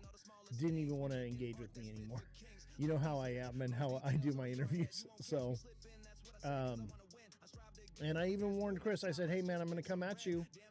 Be ready for it. And he's like, I'm not afraid, man. I got it. And so I'm like, all right, I appreciate that. You know, you guys know how I do. W's in the chat if you love the way Oz interviews people. W's in the chat. Let's see those W's in the chat right now. Everybody drop a W in the chat for me right now. Help me out. There they are. Yo, we got Doc, Crypto Tony, Red Dog, Country Black Soul. What's up? Country Black, my boy. John Whalen. What's going on, guys? So make sure you guys stick around, okay? Because we're having potentially the next congressman of California on the show. And, you know, we want to get pro-crypto people elected. Whether you're Democrat or Republican, Libertarian, it doesn't matter, right? We care about crypto here, right? Like, California is going to vote in a Democrat. I'm going to tell you that right now. So if you're in California, you should run for office. Honestly, you should. Run for office. Honestly, I ran for office before I got elected in 2020 for the school board. Maybe I'll get it. Honestly, I prefer being the reporter in politics than actually being in politics. So I like being part of the media. Running for office is it's icky. It's icky. I don't like it. But you know what? I do have to say, a lot of these new people that are running, they're not, you know, your everyday politicians that you're used to seeing, which is what I like the most. They're not your staunch, you know, Democrat that you're used to seeing. So I do like it. Don't forget to share the live out, guys. We're going to get started here in a little bit. Let's do a little bit of technical analysis. We're going to be talking about Bitcoin, XRP, Solana. We're going to be talking about Canton and Cardano. Hey, yeah, you see the Canton hat? Yes. You guys like the hat, right? We're going to be talking about, you know, whatever projects you want me to look into. We'll do a little technical analysis on it. My technical analysis for Bitcoin still remains. This is the same line drawn as before. And look at, we came up, touched right here, got rejected. It's respecting this line. I think we bounce at 50K. I do.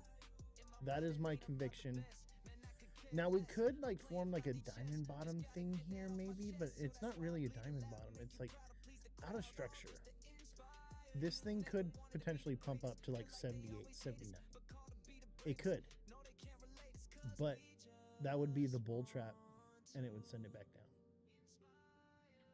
So I do not think the bottom is in yet. What's your thoughts on Sui, bro? So BTC is free. I will do BTC for you, but you gotta be a super fan if you want me to do a different project. And as a super fan, you could win this XRP cube right here. So become a super fan, help support the show, what we're doing here. But also, you know, you could win this. We're gonna give this thing away to one of our super fans. So become a super fan. And if you want to know how to become a super fan, right up here, you send a heart me, and then you scroll down and it says click to become a super fan. You click that. That's all you got to do. Yeah, it's not free, but it's very cheap. This is one of a kind. This is an official Ripple product right here. And it's like one of 20 made. And I own 2 of them. And you're going to be able to get one of them. So become a super fan. Crypto Tony, at least send a heart me. Crypto Tony, send me a heart me and I'll do it for you this one time because viewership's a little low right now. I got you.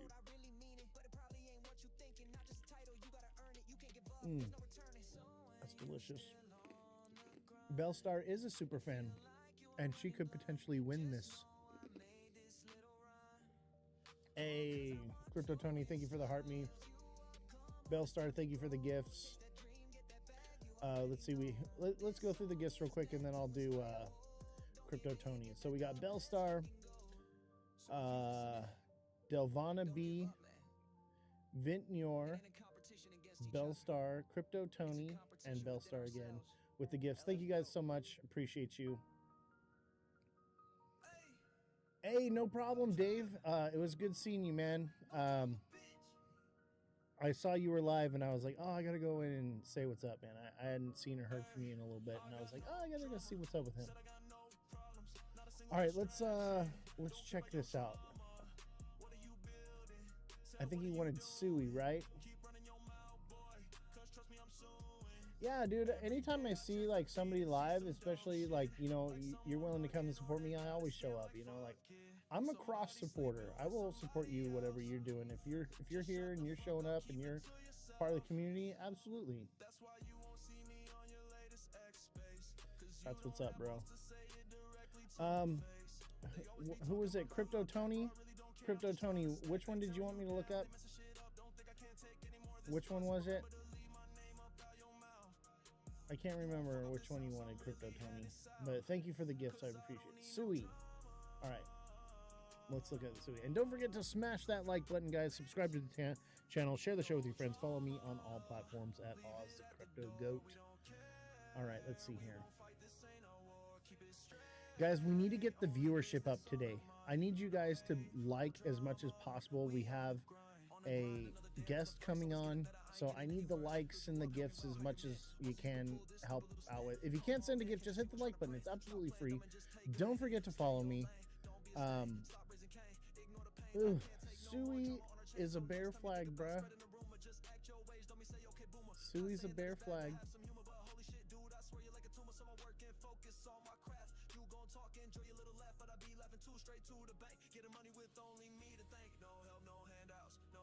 That's still a bear flag on Suey. It's got some more up and down consolidation to go, but it's going to start tightening up. And then I imagine it drops down to 61 or lower. Let's see here. I mean, technically the flag is this long. Technically the pole is that long, but that just seems out of control. I mean, it could go to 25 cents, man. Like 25 cents is on the table. I don't think so. I think 46 to 50, 61 to 46 is going to be the zone it drops to and catches support.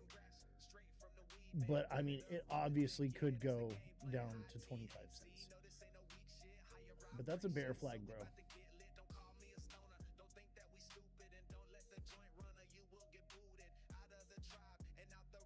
Hey, no problem, man. Hey, make sure you guys tune in around 6 p.m. Pacific Standard Time. We have a special guest coming on the show. If you guys want to watch a good debate, make sure you come through. This one's going to be lit. It's going to be lit.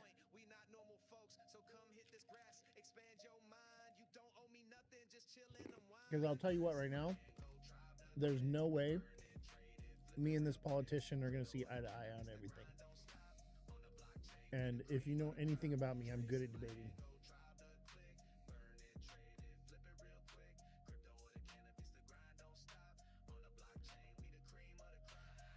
There's some kind of like auto post thing happening on my show.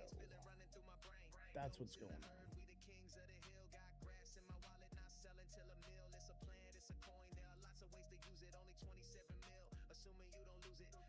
Oh yeah, let's post to X. Yeah, why not? Where else? Facebook.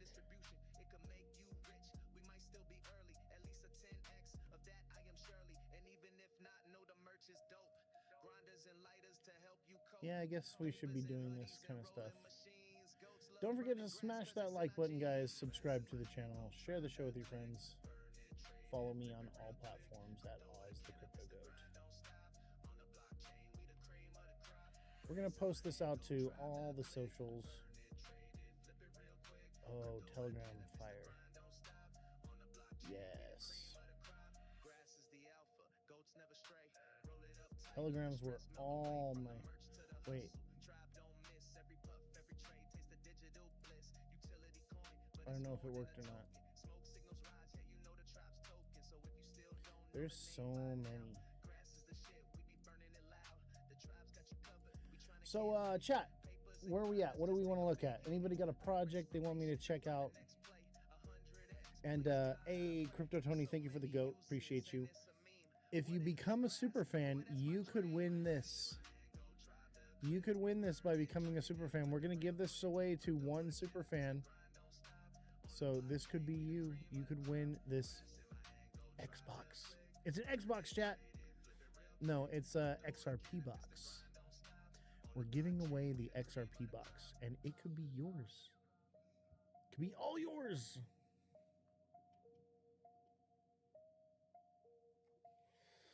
You know what? My eyes are just on fire right now. The lights are so bright in here.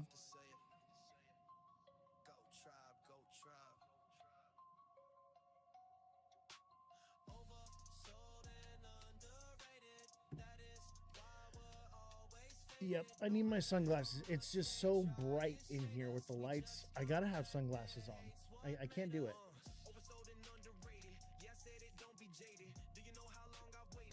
Guys, don't forget to follow. Let's look at XRP.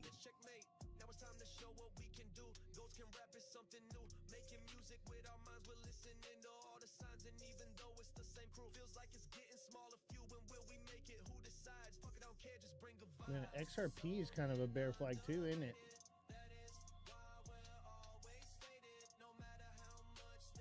There it is. XRP is not Ripple. I'm sorry to tell you, but XRP is not Ripple. And XRP will not go to 10K this cycle. I know you guys don't want to believe it, but XRP, baby, it's coming down, chat. It's coming down again. I'm thinking somewhere around 80, 75 cents, maybe 50, and that'll be the bottom. Honestly, I'm not sure if it sees 50 cents because people are just holding the shit out of this coin, right? It's just not going to go that low, but it will go low. When are we going to see like a $5, $10 XRP? Maybe in 2030, you know, but as for right now, we're just not there yet. XRP, it's all speculative too. Like, maybe it's going to be adopted the way people are saying. I just don't think so. Like, I think there's a lot that needs to happen. You know what? It's so bright. I need my sunglasses. I'm putting on my Cardano glasses. I can't. It's just too bright. Oh, those are a little better. I need my other glasses.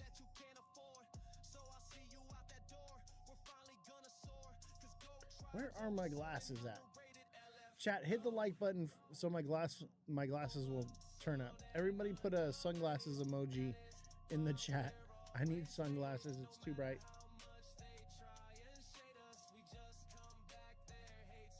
Let me see.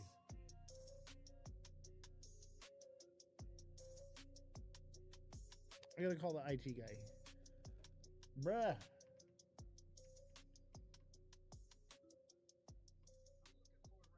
All right, They might be in the back room. Are you an OG? All right. Man, shut the fuck up. When I first got into Yo, crypto, smash the like button. See, the thing is with these, I can't see the chat. I can't read. Is XRP cooked? Will it get to $5 this cycle? No. I think 360 was about the top for it this cycle. Next cycle, it could do $5, but that's, a long ways away from now. Yeah, XRP is pretty much cooked for this cycle. XRP is worse than Ripple? Exactly. Like, when Ripple goes public, I'll definitely buy that. But we don't even know if they're even going to use XRP. Like, now that they have RLUSD, what's the point? Right? Like, why do they even need XRP? Like, it might have some use case, but not what people are thinking. It's not going to do what you think it's going to do. And the burn rate isn't going to be enough to give you the gains you're looking for. So, I hate to break it to you, but you were sold a bridge. Any exciting coins you've looked at aside from meme coins? I mean, yeah, like there's a lot of exciting stuff, but are these ready to buy yet? I think the only one that's ready to buy is like SXT. Bellstar says XLM is better. Yes, XLM is, I believe it's a publicly traded company. I'm not sure, but they don't hold all the supply of it. XLM is much better than XRP. Much better. But SXT, Space and Time, is a great project. It's really early. It could be at the bottom. But we'll have to wait and see. And don't forget to join the Discord. Let me put the Discord link in here for you guys. Let me put the Discord link. It's also in my bio, but you can join the Discord, and all the guests that we have come on are in the Discord. High profile people in crypto, politicians,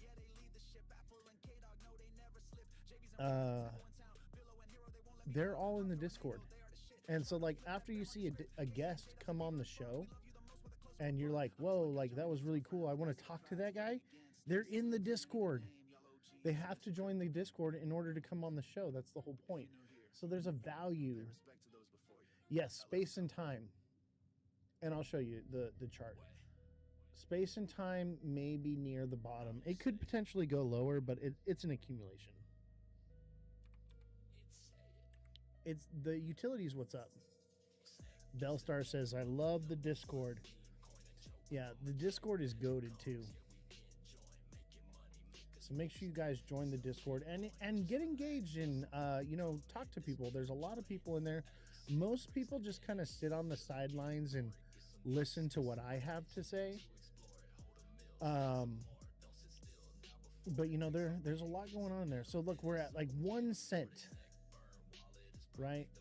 Now, this could add a zero to it, but it's not far from its all-time low. Exactly. Space and Time, if you're looking at something to buy right now, it could go lower, but eventually this thing is going to take off again. It's just going to take time. Because of how low it's gone, I would say that maybe 2030, it might see a couple bucks, It's possible.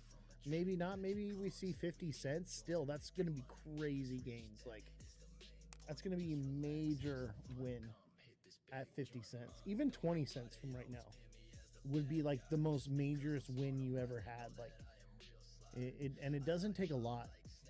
It would take I think we said like 10% of all the people that follow SXT on X to put in $1 to take it to like $1 price. Dewey says you look like my cousin. Well, I'm not. Hate to break it to you, I'm not your cousin, but I appreciate it though.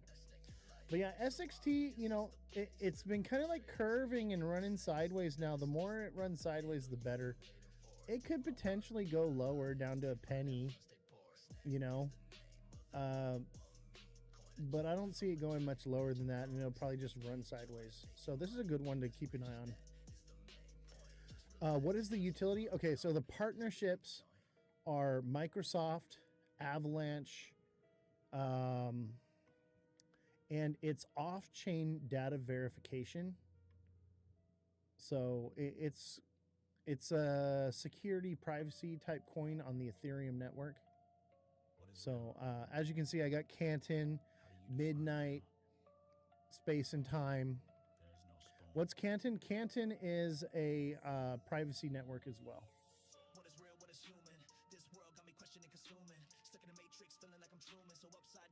And we gave away a Canton t-shirt. I think I got another one to give away. But you got to be a super fan to get it. And guys, we're going to give away this XRP box. This is wireless, rechargeable, official Ripple product, one of 20 made. I own 2 of them, and you could win this. All you got to do is become a super fan. So become a super fan and you could win this. And we're going to be doing tons of giveaways for the super fans. Chances are, if you're a super fan, you're going to win something, and it's going to pay for itself. Thoughts on XRP in 2027? Somewhere between 75 cents and $1. Have you heard of ICP? Absolutely, I have. Insane Clown Posse? Fire. No, yeah, ICP, yes. Is interesting project, absolutely. I'm not quite sure at the chart. I haven't looked at the chart in a while. What's the bottom for Link and Soul? Thanks. If you'd like me to do a TA for you, you gotta be a super fan, or at least send a heart me. So otherwise, you get what you get. But pretty much Bitcoin's free. But yeah, everything's dirt cheap right now. Now things could go lower, potentially lower, but if you're DCing in right now and you're just accumulating over the next couple years, you're going to do great come the next cycle. So just be patient. We're at that stage in the cycle where you can just buy stuff, and as long as you're patient, you're going to make money on it eventually. Just make sure you take out profits when it does go up. I'm going to load the fuck up with Zoe. I hope Solana goes to 30. I don't think so. I could see like $50 for Solana, to be honest with you. Thoughts on XPT? Okay, so I don't know too much about it yet. I've been working with Mr. Yazdani. Do you know him? He talks a lot about XPT, a lot. I'm still learning, still looking into the project. Have not invested into it yet. XPT is platinum, no? Are you talking about in the stock market or in crypto? In the stock market or in crypto? Guys, don't forget to smash the like button, subscribe to the channel, share the show with your friends. Share it all out. Share out the show and hit the like button, and don't forget to follow. XPT is platinum. No, I'm not sure about that. I think it's like proof of... Oh, I should know this. I'm still learning about it, but it is on my radar, I'll tell you that. Am I buying it yet? No. I'm still looking into the project and doing my research, as you should be too. But I was supposed to get on the show and talk about it a little bit today, but it just didn't happen. So next time we'll talk more about it. Right now, the spotlight for me in crypto is the legislation being passed. SXT is fully cooked, but $1 is prime accumulation. I agree. 1 cent and that's pretty much where it's at right now. It's like at like 1.5 cents, so it could lose half cent. Who are the artists I'm listening to? That's Goat Tribe. That's who this is right now. That's at Ada Goats. GoatTribe.io. They have NFTs. So here, let me fix the camera so you guys can see. They are big supporters of the show and everything we do here. So they sell the Goat Tribe rolling papers with the NFTs. So those are Goat NFTs. They've got the Goat Tribe roller, and we got the Goat Tribe mug, and then they also have like a grinder as well. I don't want to pull it out. I like the actual meaning behind it. Yeah, dude, the music is fire. I hold goats in my wallet, so I have rights to use the music. So their NFTs hold utility. Where can you buy SXT? What platform? Pretty much anywhere. It's on Coinbase. SXT is everywhere. But yeah, these the Goat Tribe is so lit. I love Goat Tribe. Honestly, I listen to it like all the time. What's the price for SXT? It's 1 penny. Like 1.0176. I've seen you on a lot of other lives in comments. Yeah, that's me. I'm all over the place. And this is our show, you know. We do like financial news media. So like that's why we're having the guy running for Congress coming on the show. Am I marketing? No. I just support these people. I don't get paid to support any of the stuff that I do. I do it because they support me. Like I don't get anything out of it. When I see something good, I'm like, hey, I like this. I'm gonna get behind it. And like I don't charge anything to do that. Like I'm just like I heard this Goat Tribe album and I was just like, this is so lit. This is good. It's crypto and goats. Like how could I not fall in love with it? And every song on it is a banger. Like how could I not? And I went to one of the events and I was like, hey man, you got to give me one of those posters. They don't give these out, but they gave me this because they knew I would support it. Hey, thank you for the heart me. Oski, appreciate it. Josh TV, thank you for the heart me as well. But I support my community. You know, I don't get anything out of it. You know, I do this because I believe in them. So I'll stand behind them. Yo, what's up, Oscar? How you doing? Hey, don't forget to become a super fan if you want to win this XRP Tesseract. We're giving this away to one super fan, but you got to become a super fan to win. Become a super fan today. If you click the little heart me button up here, there's a little heart right here. Click that button and send a heart me, and then you can scroll down and it says become a super fan. Click that and you could win this. Your style, your t-shirts, alter, but you look okay. What do you mean? Oh, you're talking about like how I look like your cousin? I'm confused, Dewey. I'm confused what you're telling me. Guys, you got to put context in the chat. I don't know what to think. Sometimes you guys just say stuff and I'm just like, O-L-A, hola. Hola has an H in it. It's hola. I don't know what you're talking about, bro. You gotta give context in the chat. You gotta give me some context. Let's look at XRP again. I'm gonna start doing XRP as a freebie for you guys. What is OLLA? I don't know what you're asking me, bro. I don't know what you want from me. I don't know what you want from me.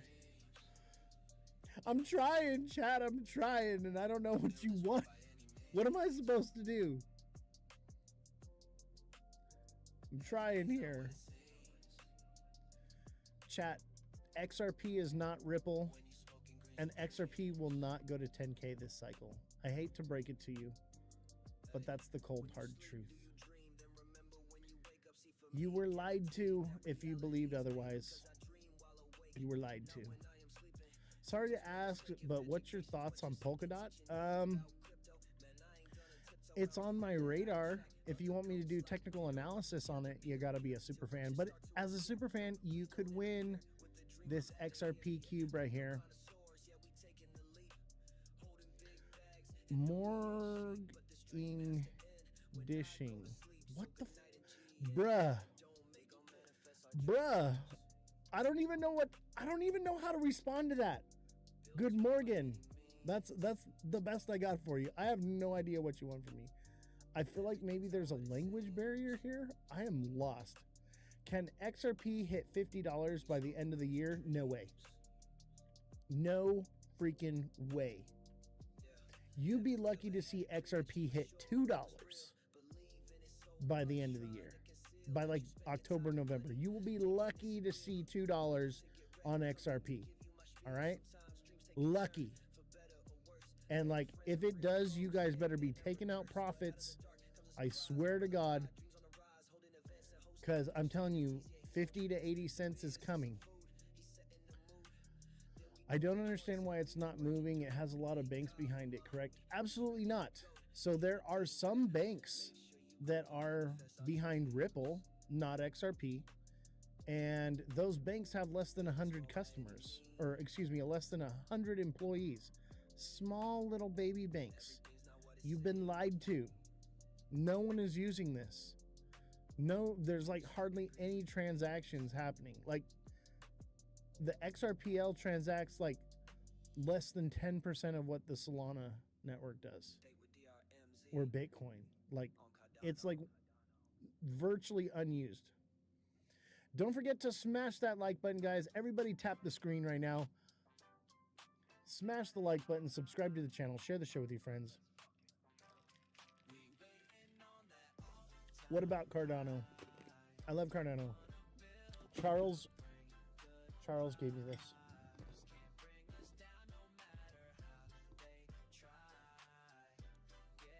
Charles is a real one. Look at that. Isn't that beautiful? 24 karat gold. Nice chatting. Talk to you later. Absolutely. Thanks for showing up. Don't forget, we have possibly California's future congressman coming on the show here in just a few minutes here. So make sure you guys stick around, because in a few minutes we're gonna have an amazing guest come through, and we're gonna have a nice chat about crypto, and we're gonna talk about his name is, he's directly running against Brad Sherman here in California for Congress. I had a talk with Brad Sherman, and Brad Sherman wants you to KYC. He wants forced KYC. He wants to dissolve the Clarity Act.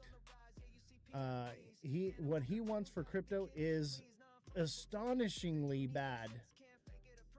Okay, and Chris Ahuja is coming on, and he is running and opposing Brad Sherman for Congress, and he's coming on the show here in about like 10-15 minutes. He'll be on the show, and we're going to talk about crypto, and we're going to talk about the direction he has for it and what his plans are. How do you feel about the new law, crypto for California? If you don't trade it, you lose it. So that's not true. Okay. If your wallet is stagnant for like 3 years, and this is a safety measure for people who get like locked out of their wallets and things like that. So what happens is they receive, the state takes custody of that wallet if it's stagnant for 3 years, but then you can reclaim it back. Okay, but yeah, there's some paperwork behind it, but I understand the reasoning behind it. But it doesn't mean they just take it from you. No, you can claim your wallet back if it sits stagnant for a few years. But honestly, what all I would say is sign into your wallet every once in a while. That's all you gotta do. Transact once in a while. How do you reclaim it back if you lost your keys or password? That would be a good question for the U.S. government. They should have a way of tracking it to you or your device or something like that. But it's a way that they can send you the funds back. So it's actually a safety measure to prevent dead wallets. You know? Yes, KYC as in know your customer. That's what he wants, is forced KYC, forced know your customer. In order to use it in California or in the US, in the United States, federally, you'll have to KYC. That's what they want. That is very bearish for crypto. Taxes KYC, exactly. They want, oh, you should have heard what he wants. He wants to tax the hell out of crypto. Thank you, Dewey. I appreciate that. But yes, Brad Sherman, current incumbent congressman in California, is going to cripple crypto. So be careful. We do not want this guy in California. And obviously, California is going to vote for a Democrat. So we're looking into a replacement for him on the Democratic side. I am not a Democrat. I am not a Republican. Okay. But what I am doing is being a realist who can actually win and beat this guy. And I'm not going to lie, Chris might be the guy. And now I have a few other candidates that I want to bring on here, but from what I saw, Chris might be the guy to actually take it. And wait till you see the videos I have for you guys from the meetings. Dude, Chris did not give Brad Sherman a break. His name is Chris Ahuja, and he is on point. I actually really like the guy. I met him at like a random party and was just like talking to him. He's like, oh yeah, I'm running for Congress. I'm like, no shit. Okay, cool. And I'm like, let's talk some more. And so we've been talking, and then I invited him to a different party. He couldn't make it. He invited me to this meeting where I talked with the incumbent Brad Sherman and all the runner-ups, where they had like it wasn't quite a debate. It was basically a debate though, a discussion debate thing. And it was actually really good. I enjoyed it. I feel like there's hope for the world sometimes when you see good candidates running against the incumbent. The question is are people going to be smart enough to know who to vote for and who to be involved with? And that's why we want to bring on these people, because, you know, we're going to do this show live here, but it's going to be recorded and blasted across all platforms after. So everyone's going to be seeing this.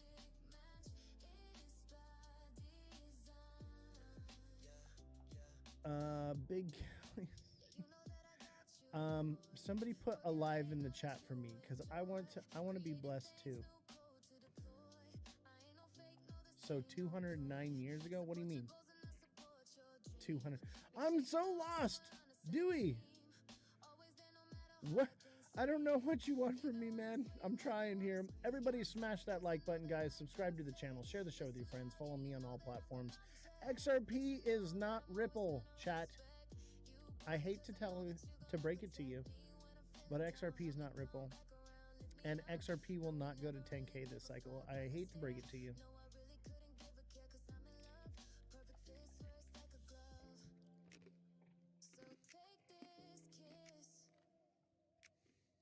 So what is XRP then? I would say it's a dead native token.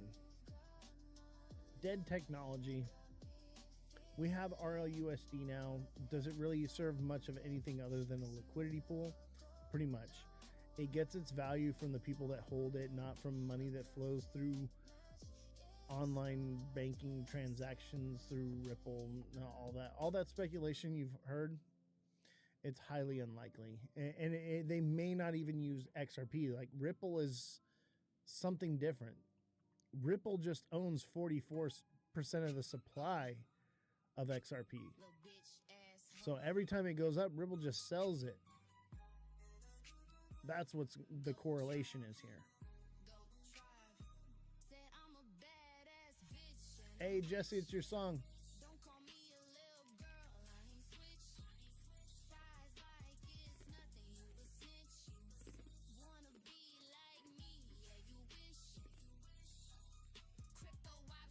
You look like Roller Bro. Your surname is German. What do you mean my surname? The Crypto Goat? You don't know my real name. You look like Roller Bro. Who the hell is Roller Bro? What are you saying to me? I don't even know what you're saying to me. I'm so lost. Help me out, bro. Give me some context here. I don't even know how to respond to this. You know, I'm hiding behind the cube. Become a super fan so that you can win this cube right here, okay? Become a super fan.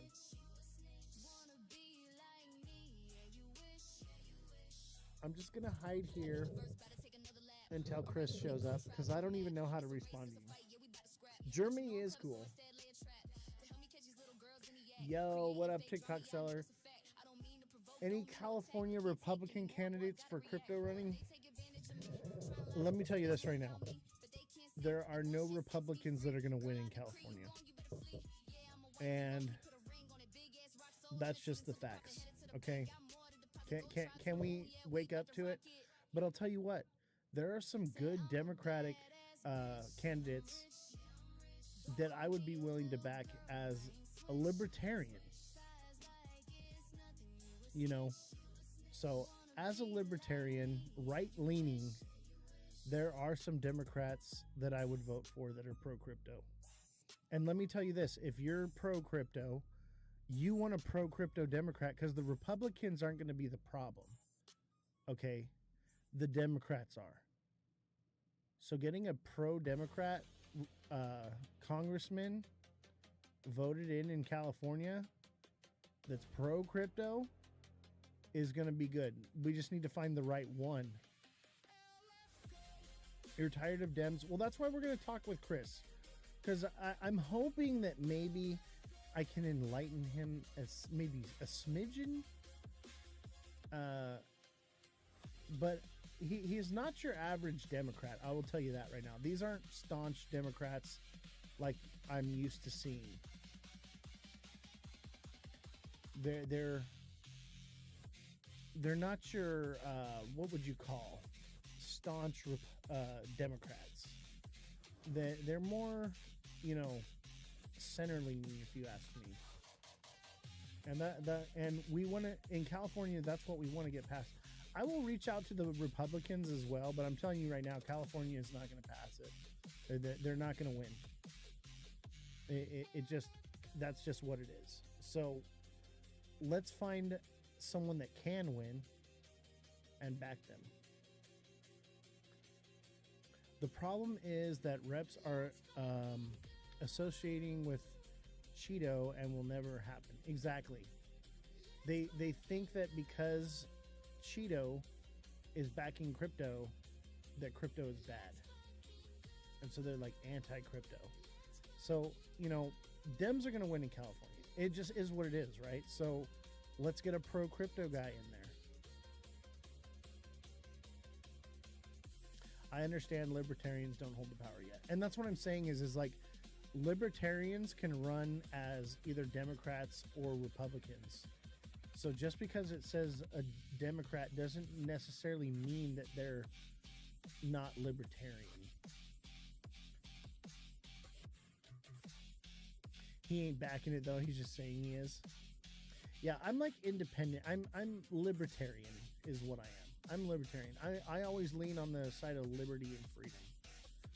But I do, I'm not naive to what politics is and how it works. And I just don't want to see Brad Sherman win. Brad Sherman winning in California would be the worst thing that could happen to crypto. And that's all I'm trying to say. Anyone but Brad Sherman. And I talked to every single one of these guys. I literally talked to our current congressman, Brad Sherman, about crypto. And he told me he wants to force you to KYC on the federal level. Bellstar says, I know how sausage is made. Yeah. He wants you to force you to KYC. And let me tell you right now, the Democrats are probably going to win the primaries. So that being said, if you don't want crypto to die, this is our chance. Okay? Any Democrat that gets put in that does a bad job can be replaced with a Republican later. But I'll tell you what, if they get in there and they start passing these laws, we're cooked. We are so cooked.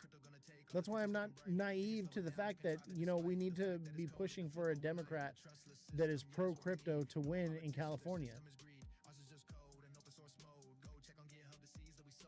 I'm just saying, this could... I am not a Democrat. I am not a Republican, okay? What I am is smart enough to know when we're being played. That's all I'm trying to tell you, chat, is that we're going to get played if we don't come together and figure this out.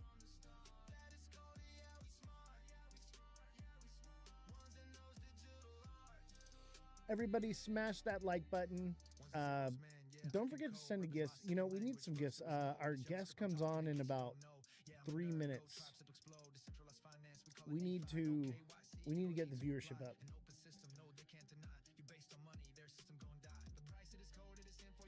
You can't say the K word on here, bro.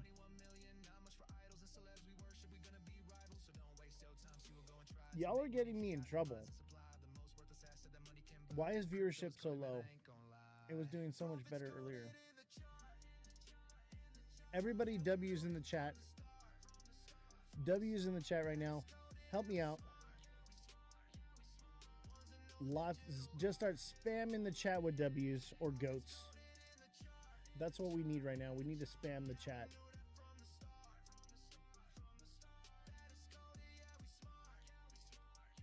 You bid me in Truebell.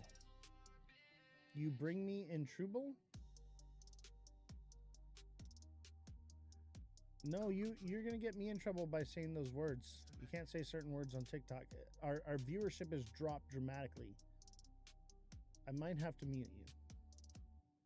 Can XRP reach $5 to $10 this year? Probably not.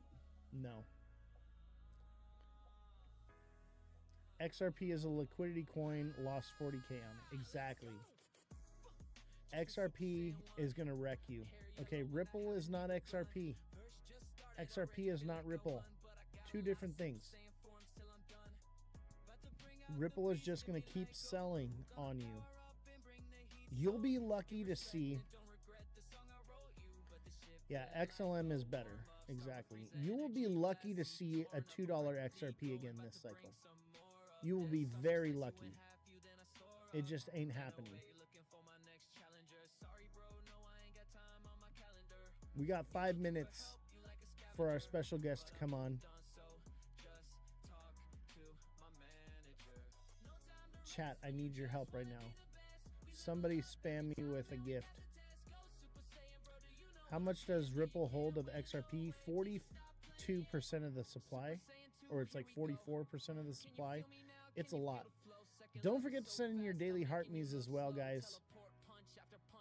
Don't forget to send your daily heart me's. I see inverted head and shoulders, so new all-time high. What inverted head and shoulders do you see?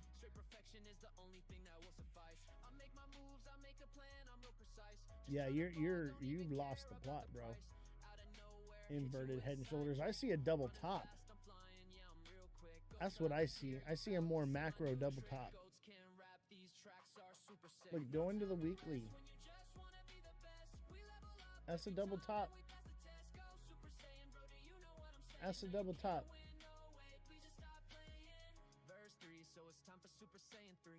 Hair long, yeah, you can't see electricity. Running around my body, man. Look at top, top, double top. Right here. There's your. There it is.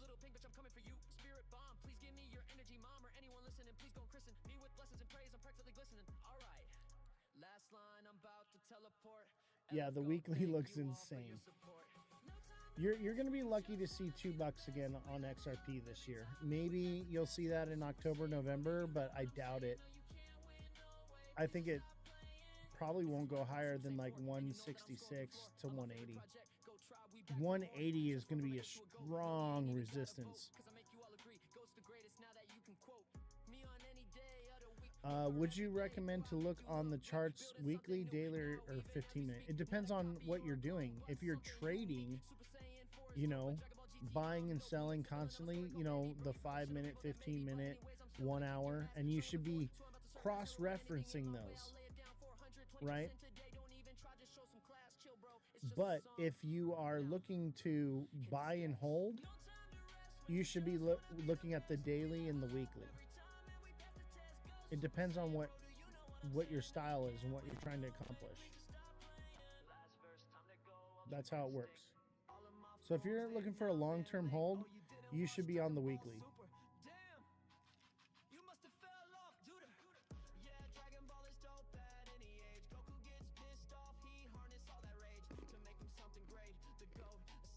Yeah, honestly, I think we see, you know, selling may go away. $1 to 75 cents on XRP. That'll probably be around the bottom. It could go to 50 cents. I'm not sure if it does, but 118 to, you know, 1 cent or $1, that's the next zone to touch. So, and honestly, it could go lower than that. I think the very bottom will be 75 cents. That's what I think. And then the next time it pumps, it'll be even less. Where do you see DOT? What do you mean? Is that a project? Chat, I gotta send out the call. We're gonna have the guests come on. Don't go anywhere. Make sure you guys are smashing that like button, subscribe to the channel, share the show with your friends. We're gonna talk to the congressman, or our future congressman, hopefully here in California. So stick around. Make sure you guys are liking, and then we'll get back into TA after we have a little conversation. So I'm gonna send him out a video call here. And we're going to have the guests come on the show, and we're going to talk to, this is Chris Ahuja, and he is running for Congress in California. Don't forget to follow, guys. Don't forget to share the show out. Don't forget to hit the like button. Oh, XRP box, tell me more, Johnny. Hey, if you guys want to win this box right here, all you got to do is become a super fan and join the Discord. Chris is in the Discord as well, so if you have questions, you can reach out to him on the Discord. So I just put it right there in the chat for you. Join the Discord. We're gonna see where he's at. We're waiting for him to come on. Yes, become a super fan, and you could win this Xbox. No, the XRP Tesseract. This could be yours, chat. All you got to do is become a super fan, and that could be all yours. And to become a super fan, you're going to click the little heart up here. There's a little heart right there, and you're going to send a heart me, and then you're going to scroll down and say, click to become a super fan. Is the Genesis block in there? It might be. You'll have to win it to find out. Where is Chris?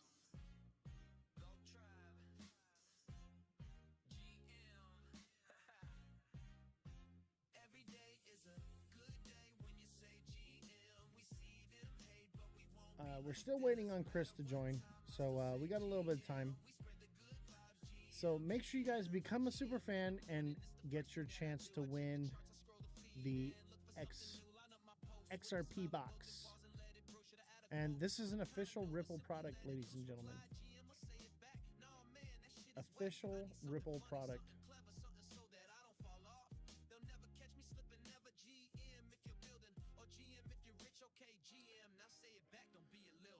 What a post that would be if it was. Oh my God, right? Make sure you guys stick around because we have an amazing guest coming on tonight. We're just waiting for him to get into the chat here, and we're going to talk to him. And we're going to talk about crypto. We're going to talk about the Clarity Act and different legislation that's coming up and find out where he lies in crypto and talk about it.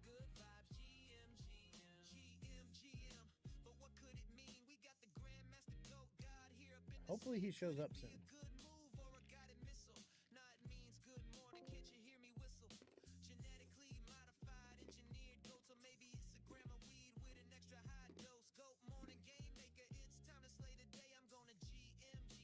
Let's try that again.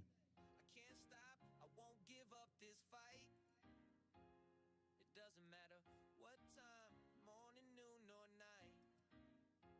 Every day is a good day when you say GM. Chat.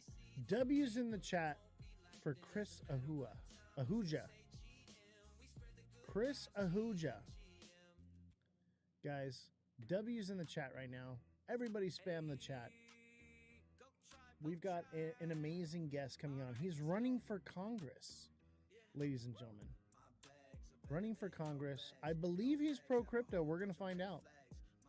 We're going to find out. But I'll tell you what right now. Brad Sherman, the incumbent, is not pro-crypto. He wants to force you to KYC. He wants to tax you to hell with crypto. We need someone better. We need someone better here in California. And I tell you what, it's going to be a Democrat that wins in California. So let's find the right one. So if you're in California, you should be watching this. This is important. Bellstar, I'm talking to you. This is important. And I know maybe you're a Republican, right? And you're like, I don't want to do that. You got to win. We got to win this one right here. We do not want to lose to Ed Sherman. Ed Sherman is got to be the worst thing for crypto right now. Oh, there he is. Brad Sherman. Hold on. Let me get you pulled up here. Oh, good, bro. There he is. I didn't comb my hair. You know what? I got a Brad Sherman comb. You want it? Oh, did you get it? Oh my God. Yeah, we've actually had, if you've been there for 30 years and you don't have any ideas on how to make things better for people, whether it's innovation, whether it's public transit, whether it's healthcare, and all you've been doing is handing out combs, man, Facts. 30 years. We got hats though. We got hats. Oh, dude, I love the hat, bro. I need one. Okay, I'll get you one. Yeah, I'll get you. It's great to see you on who was that, Saturday? Yeah, Saturday. Yeah, dude. I was actually really excited to be there, and because I kind of talked to you about this before. So like, I went up to Brad, and I questioned him a little bit, right? And I was, asking him about crypto and stuff, because I my main focus obviously with this show is crypto, but my politics goes way beyond that, right? So like, but I just asked him a couple questions about crypto, and I'm going to ask you some of the same questions as well. But he walked away halfway through my questioning and was like, "I'm not doing this anymore," and walked away. Was that at the end or was that at the beginning? That was at the end. Dude, when I got there, because we've been, we have been Basically, he ran in 2024, and so we never stopped campaigning. And that 2024 was, I didn't know what to expect. I got involved in public service back in like 2020, 2021, and I never stopped. And it's really important to give back to your community. And so we didn't stop that campaign. And where was I going with this? Anyway, so we've been attacking him. We've been calling him out. Just Oh, I saw holding. you, bro. You, Excuse. dude. I was like, holy crap! Like even your opening argument was basically directed to him. Like it was phenomenal. I can't Thanks. wait to edit the footage and get it out there. You got the whole thing, right? Yeah, I got the whole thing. I can't wait to see that because I don't think the club has posted it yet. But and so we've been holding him accountable, and he came up to me before it started. I think you were right by me, and he literally just came up to me and it's like, "Hey, Chris, how's it going?" And I'm like, and I hear all this stuff behind the scenes, how he talks about me and things, and tries to intimidate people, and it's okay if he's listening. People talk. I know a lot of people in the community, and so I was cordial with him, and then he just said, what did he say? He said, "Oh, you're the only candidate that actually has." What's up, Artemis? My daughter. Wants to go on the couch. Okay, you can put him on the couch. Hi, kiddo. That's my daughter. Is my daughter right here? You can unclick it. The leaf. You don't have to. Just give it a shot. W's in the chat, ladies and gentlemen. Don't forget to I'll be smash that like button, subscribe to the channel, share the show with your friends. Follow me on all platforms at with Oz you the right Crypto there. Goat. We are talking with Chris Ahuja right now. He's running for Congress. We're going to give him just a minute. He's a father, and his children come first. And I actually I commend that he was willing to walk away from the show to take care of his family. Dude, family comes first, man. I'm actually really impressed that you got up and walked away and dealt with your family before this. Like that does wonders. I Question: appreciate it. is there any way you can shut the blinds behind Oh you? Jesus, you're right. That is crazy. Look at that. It's like a look at that. It's like The a Chris Nolan sun. movie. It's like, okay, let me Um, get on shorts. so he cannot see the chat, but if you want a hat, Francesca, I'll see about getting you a hat. Oh, absolutely, Francesca. We'll get you one. Yeah, he says you can get a hat. We got you, chat. We're gonna have. I think these hats are gonna be kind of popular. They're really I like the color. they're really cool. Yeah, I kind of wanted. I didn't want a blue color. I am a Democrat. I'm more of a Democrat, socialist, Bernie Sanders kind of guy. And yeah, we found a great place, local place, support local business. And That's a real snapback too. my buddy, he actually did the logo. Larry Bemill, he's a badass like rocker dude. Oh, you got it right there. Yeah, that's Larry. And we'll get you one, French. Just we'll get your information but yeah, yeah, he came up to me, just kind of making small talk, and what was weird though, the whole time he started talking to me, trying to like make me feel good or whatever. And then this little intern guy, whatever his name is, shout out to Ethan if that's what his name was. Get another job, buddy. Um, and he was like literally holding the phone, secretly recording me. And I said, "Well, are you recording me? Like really?" I saw that Like, guy. He when I went to go talk to him, he was like the reason, or he used him to get away from questioning me. You know what I mean?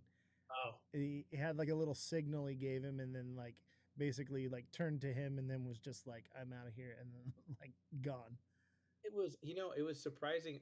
I didn't think he would show up because there's really no reason for him to show up. He doesn't have to.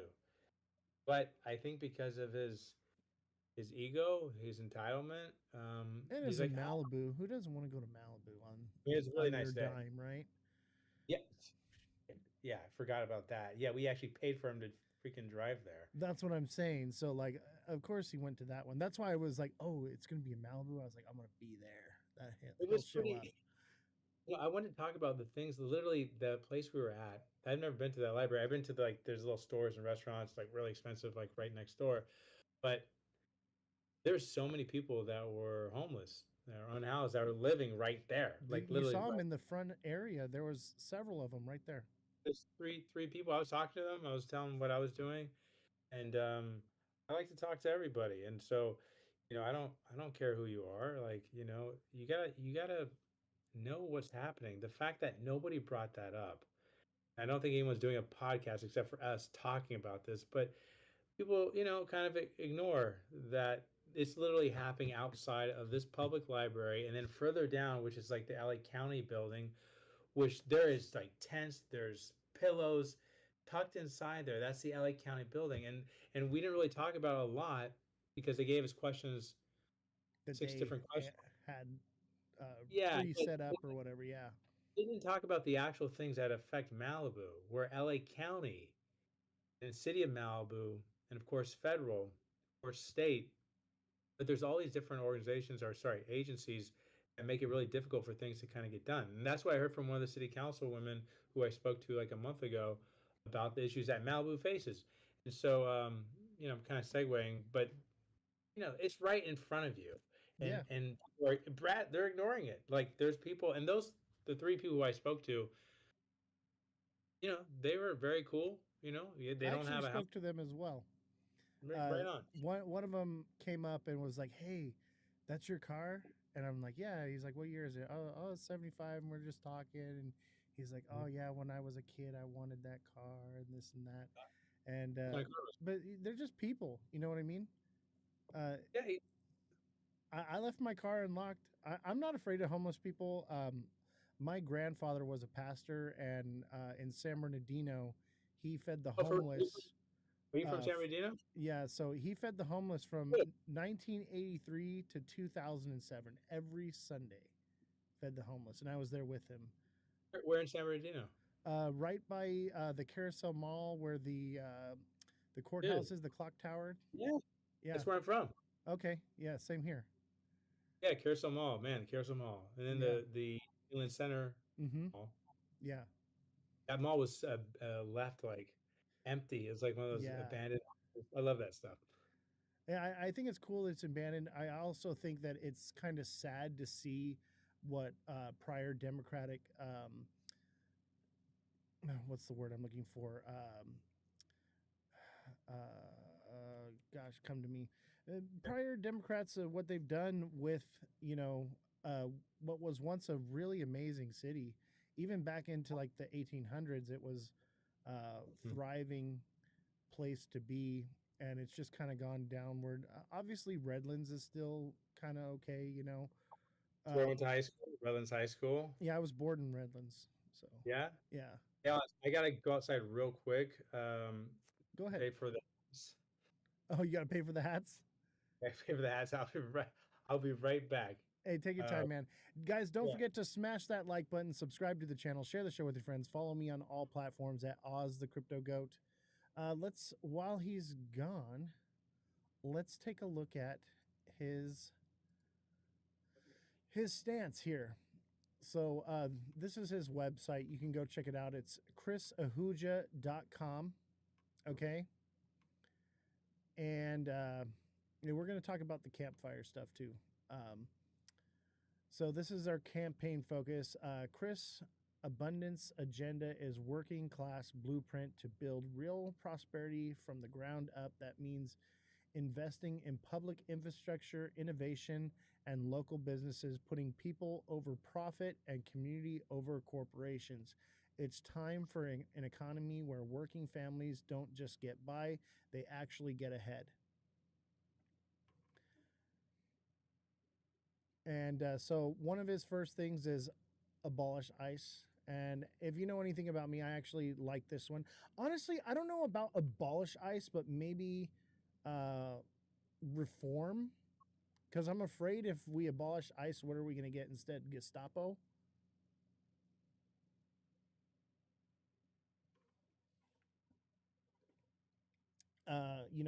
That's one thing that I'm worried about. But I mean, whatever they're doing right now is absolutely not what we voted for. If you voted for Trump, um, we were promised one thing and we got another. Um, you know, I'm not a. I don't want criminals coming into this country, and if there are, I want to have them removed. Absolutely, but they're going after regular, everyday people, and we'll talk about this more with like Chris, but There was a young woman that was, about to become a U.S. citizen, was taken. She's still in custody right now and hasn't been released. And she was literally at her court date to become a U.S. citizen, and they arrested her. That's wrong. Like she went through the channels. She was doing all the steps, trying to get it done right. So we need a clear path for citizenship. That story really broke my heart. What happened to that lady? That's not the kind of deportations I think that even Republicans signed up for or wanted to see happen. Like that's inhuman, right? I think right now all it's been about is what are, you know getting the numbers to look like, oh, we deported tons and tons of people and they're all bad. Okay, they're drug dealers and they're doing all this bad stuff. We want to get rid of them. Okay, you know that's look at the numbers. They're so high. The most people removed in U.S. history is amazing. No, we don't want any of that, right? We want to get the right. If you shouldn't be here, you shouldn't be here. But like if you're trying to go through the actual process and you're literally about to become a citizen and they arrest you before you can, that's evil. That's evil. And this one's my favorite. Prosecute the Epstein class. Release the Epstein files. Prosecute every co-conspirator. No billionaire, politician, executive, or president, past or present, is above the law. If children or adults were trafficked, abused, or murdered, those responsible must face the maximum penalties under the federal law. Justice must apply equally, no exceptions. Oh my God. Round of applause. W's in the chat for Chris for this one. W's in the chat. I'll tell you what, Brad did not support this whatsoever. Makes you wonder what he's done. They have rules that they don't follow since Trump due process is for everyone. Exactly. W's in the chat if you want to see the Epstein files. W's in the chat if you want to see these bad characters prosecuted. W's in the chat if you think that everyone is accountable to the law. Let me see those W's in the chat. If you believe that everyone is accountable to the law, no matter what class you're in, whether you're a politician, billionaire, executive, or president, you should be prosecuted. All right, I'm gonna bring Chris back. He's back here, dude. That's my favorite one, man. I'm just reading your website right now, and we're talking about your different points. So, we were talking about previously. Before that, obviously, the first thing up there is abolish ICE. Yeah, yeah. I mean, the thing is, and I brought that up. I just posted a video from Saturday where Brad Sherman was talking about, like, these Democrat values and supporting Democrats. But a couple of the Democrats that he had on, I forget the website, it was some sort of PAC, something for him and these other candidates, right? Of course. And these other Democrats pop up, and those are the ones who supported the bill, I think, end of January, to keep funding ICE. And we know, like, if you want to talk about leverage and using resources, and you talk about being a senior in Congress for 30 years, and that's why I called him out. The question, like, when I said the answer, sorry, the question was something totally different, but he had responded to something else about how he supports Democrats in swing districts. And I was like, no. Right, he's using the PAC money to make sure that Democrats win. I ain't buying that load of crock. That's some bullshit. And so I called him out, and then it's funny because in the videos he makes these faces like, I didn't know. Well, if you didn't know what you're doing with your money, maybe just go retire. Yeah, you know what? I think that's a scapegoat thing. Oh, I didn't know. I just go and do whatever. Well, then you're not doing your job. It's your job to know. Like, I literally have a job. I have another job. I do a lot of things, and so the fact that someone like him, who tries to just literally, and you saw it, he just goes like this. He shrugs.